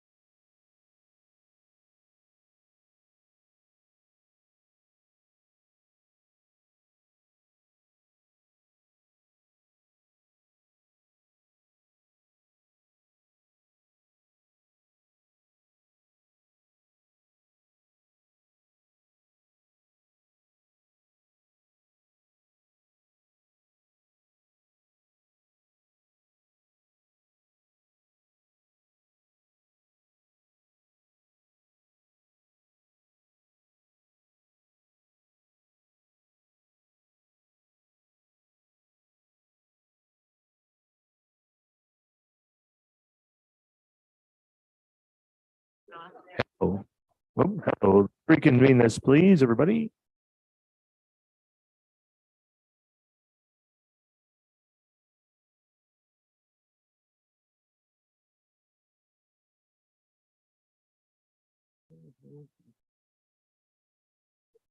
Okay. Okay, so the clerk tells me that we are ready to go, so I'm going to call to order this regular council meeting of March 27th, 2023. Second item on the agenda is disclosure of pecuniary interest. Ask any member if you have one of those you'd like to declare at this time. Seeing none, of course, you can do so anytime if you need to.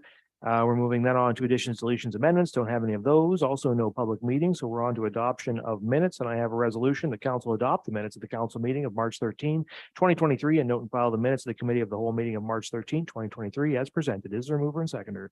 Moved by the deputy mayor, seconded by Councillor Grace.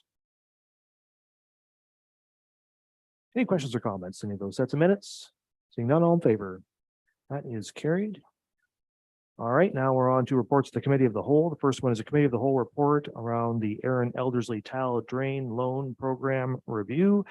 And the recommendation from the committee of the whole is that the town of Saugeen Shores send a letter supporting the tile drain loan program review motion from Aaron Eldersley as written to the Honorable Doug Ford, Premier of Ontario, Lisa Thompson, Minister of Agriculture, Food and Rural Affairs, Rick Byers, MPP, Bruce Gray Owen Sound, Rural Ontario Municipal Association, and the Ontario Federation of Agriculture. May I suggest, we don't have a mover and seconder yet. I would like to I'm not sure why the town of Saugeen Shores needs to send this to Rick Byers, MPP, or Gray Bruce Owen Sound. I might strike that unless there's any objection. Yeah. And we've already got that because Lisa Thompson is our MD. So I'm going to strike Rick Byers. So, Councilor. Mr. Mayor, that same thing came up with that city of Cambridge thing. It's for their MPs and MPPs, and it should be for ours. That's why I wanted ours, the Saugeen Shores to do this.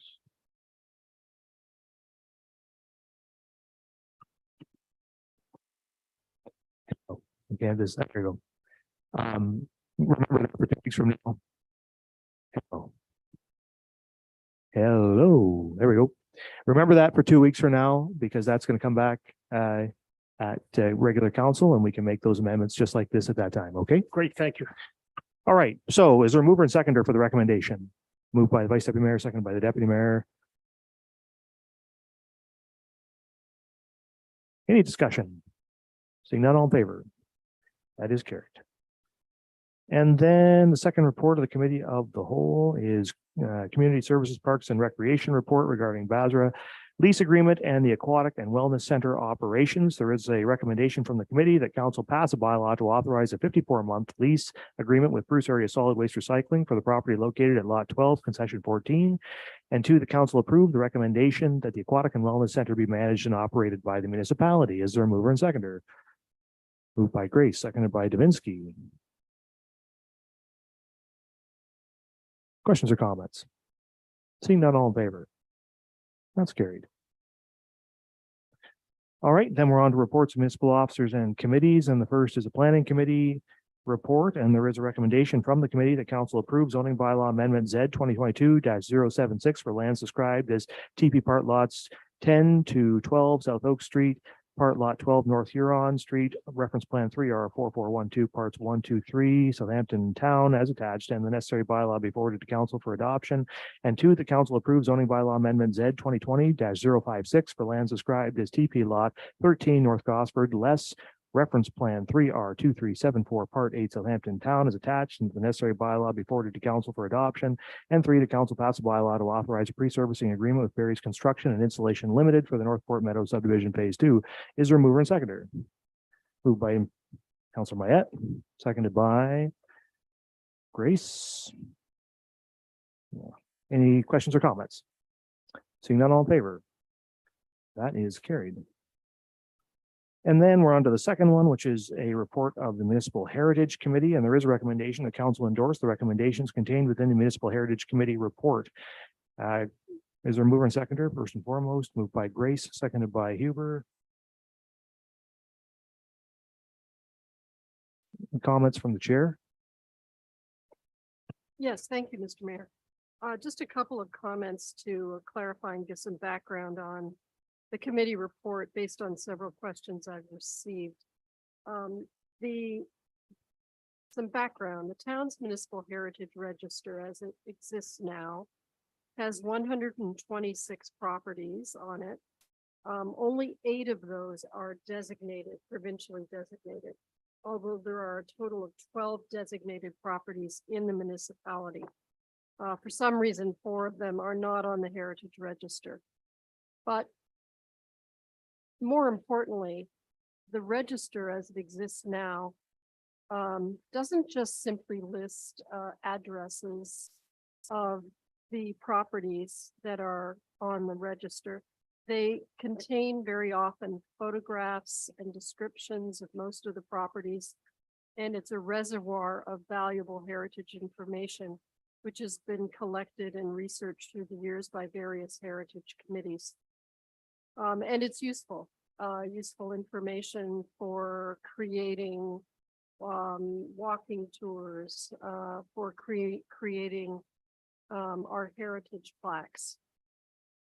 So under the mandates of Bill 23, as of January 1st, 2025, the municipality will still have the ability to have a heritage register, but it will be different from the existing heritage register.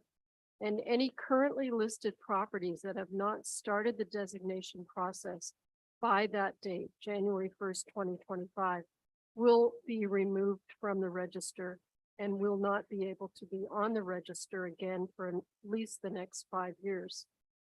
So the Heritage Committee has a proposal that it's bringing forward with this report. It would like to create an alternative list, which would have no legal or legislative effect upon the properties, but its purpose is to celebrate and promote heritage by preserving and building upon the work of previous heritage committees within the town's records, keeping that list somewhere in the town's records and ideally on the town website, and to be used by the committee and by residents who are interested. The current list, as we see it, would eventually be expanded to include properties previously researched by the Municipal Heritage Committee, such as properties with heritage plaques, as well as other culturally significant assets through the community. So we are asking for council's endorsement of that the Municipal Heritage can go ahead with its work and create this list. Okay, thank you. Further comments to the recommendation of the Heritage Committee? I would just note from one comment, and I support the committee's desire to transfer the registry to a form which can be preserved. A lot of work's been done there, and I think it's important that we preserve that work. But one area where I just wanted to perhaps clarify the committee's recommendation. Okay. Is the with regards to the communication, can I have a different mic because I can't.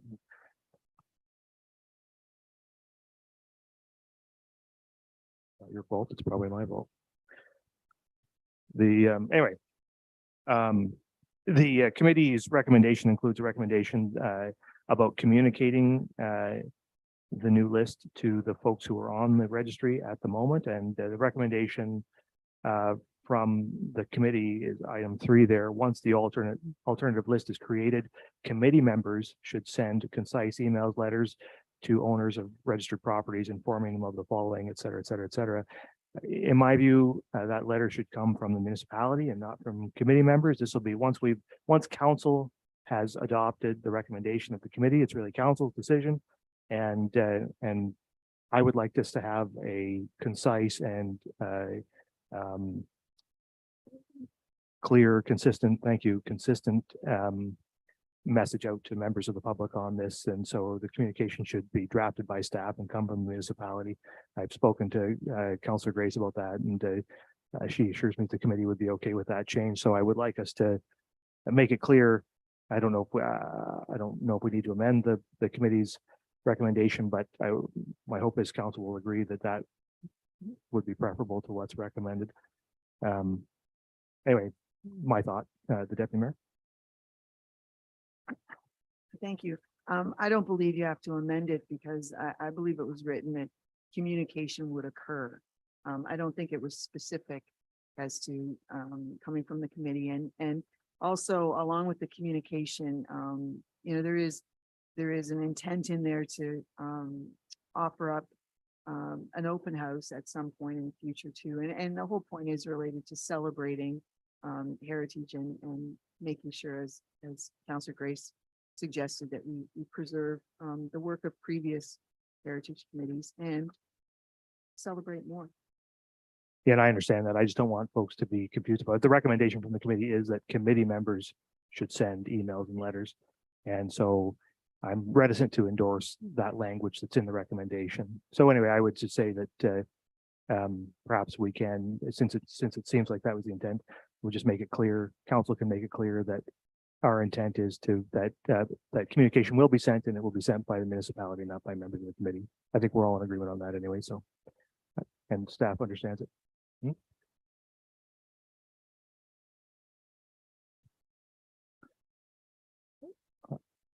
I can capture it in the recommendation. The council endorsed the recommendations contained within the Municipal Heritage Committee report. This would have to be with the agreement of councillors Huber and Grace, but that and that municipal staff communicate changes to the registered property owners.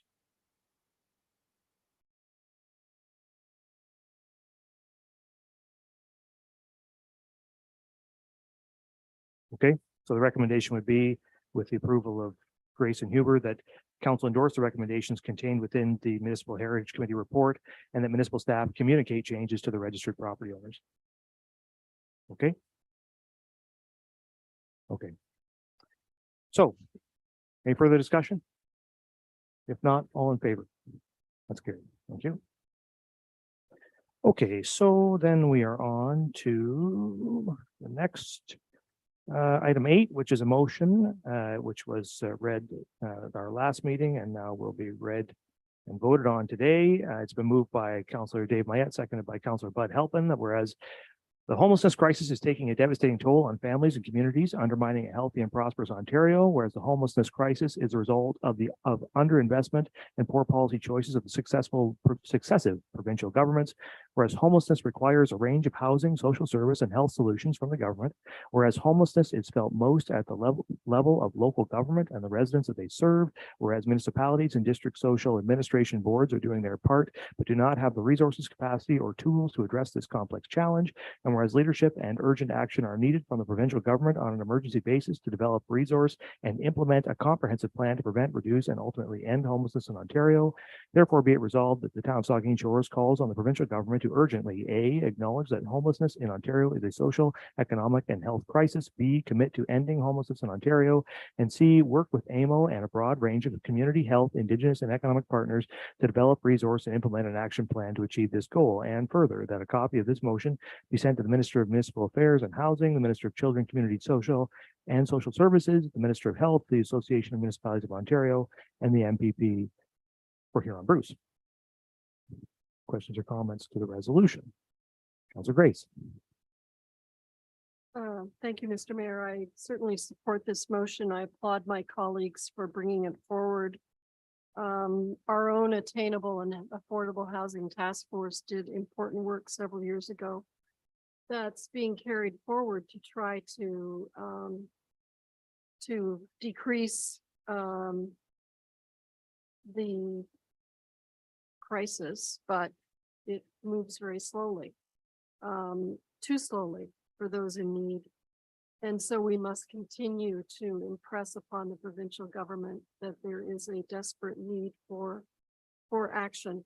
Last Thursday night, I attended a presentation that was sponsored by a group called Rebound Owen Sound. It was a workshop and a panel discussion, and it was specifically on the issue of homelessness. And one of the strongest messages that was put forward is something I think we need to keep in mind, all of us, and that is that providing adequate and affordable housing is a key piece of a healthy community's infrastructure. And if people don't have stable, secure, safe housing, our residents, our workers, then our entire community suffers. And we all suffer. It's all of our problem. So thank you for this. I think we need to continue to speak out and to support, to do what we can do to decrease homelessness. Thanks. Thank you. Further comments? Yeah, I'll echo my appreciation of Councilors Mayette and help. And this is a resolution that was drafted by AMO and was recently adopted by the County of Bruce as well, and many other municipalities have adopted it. And it's an important resolution and important for us to add our voices to our colleague municipalities across the province on this issue. I think I would say, and I support the resolution. I would note that, and this was discussed at Bruce County as well, that the second item that the second whereas that the homelessness crisis is the result of underinvestment and poor policy choices of successive provincial governments, I think is a little harsh on the province. Homelessness, it could be argued homelessness has been a crisis since before the province existed. Right. So I think I think my preference, I'll say this as an editorial and still vote for the resolution, but we have been pained in recent months by the province pointing fingers at us on housing and saying it's all the municipality's fault, that housing is a problem in Ontario. And that's certainly my view. I think it's unfair. And I think it's equally unfair for us to point the finger back at the province and say it's all their fault. It doesn't do us any good to draw those kinds of lines. The only way we solve it is if we all work on it together and use the tools we all have at our disposal to try to solve it, and the federal government as well. It isn't any particular order of government's fault that there are homelessness people, and I don't know what good it does us to try and point those fingers anyway. The only thing we can do now is try to solve it, I think, but I do think this resolution has the right idea. We need to commit to ending it. And it's hard because it's always existed, right? But we can end it. It can be done if we commit to it. So the therefores in this resolution are right on, and we should pass it. So if there's nothing further, then all in favor? That's carried. Okay, so now we're on to bylaws, and there are 4 bylaws there for your consideration. Does anyone wish to have any one of them considered independently? Any requests for that? So I will read the recommendation that the following bylaws are hereby read a first, second, and third time and finally passed and sealed this 27th day of March 2023.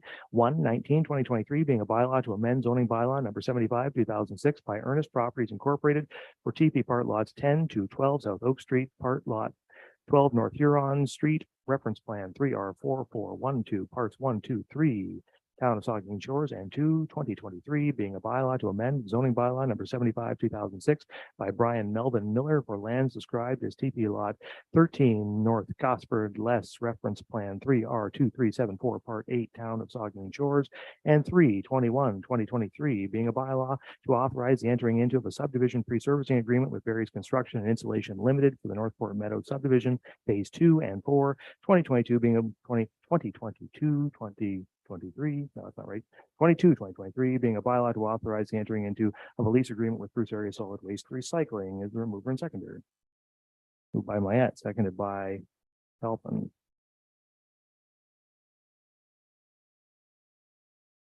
Questions or comments? Seeing none, all in favor? That's carried. Okay, then we're on to close to public session, and the recommendation is that council move into a closed to public session to discuss matters in accordance with the Municipal Act 2001, Section 2392 E and F, litigation or potential litigation, including matters before administrative tribunals affecting the municipality or local board, and advice that is subject to solicitor-client privilege, including communications necessary for that purpose, and to approve the closed public meeting minutes from the previous meeting. Is there a mover and seconder? Moved by the Deputy Mayor, seconded by Councilor Davinsky. All in favor? That's carried. Council will now move into closed public session. All members are present.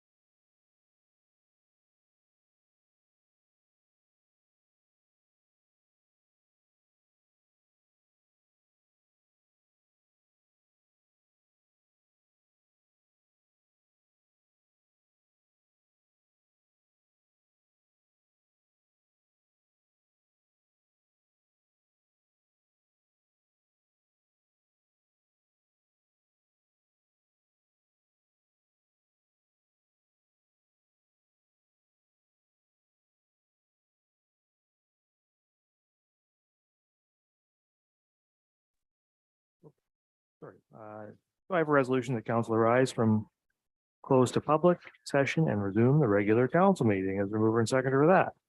Moved by Grace, seconded by Vinsky. All in favor? That's carried, and I will report a few things from closed. First, I will note that earlier today, council had a special meeting with a closed session, and in the closed session, council received education and training for the members to receive education and training from the Ontario Clean Water Agency and the Community Economic Development Initiative. And then this evening, just now, council went into closed session and received an update from the town's solicitor on a number of legal files. And we approved the closed meeting minutes from the previous closed meeting. So now I have a resolution that bylaw 23/2023, being a bylaw to confirm the proceedings of the Council of the Town of Saugeen Shores, is hereby read a first, second, and third time and finally passed and sealed this 27th day of March 2023. Is there a mover and seconder? Moved by Davinsky, seconded by the Vice Deputy Mayor. All in favor? That is carried. And finally, I have a resolution of this regular council meeting of March 27, 2023 hereby adjourns at 10:40 p.m. Is there a mover and seconder? Moved by Grace, seconded by Davinsky. All in favor? Council stands adjourned. Have a good evening, everyone.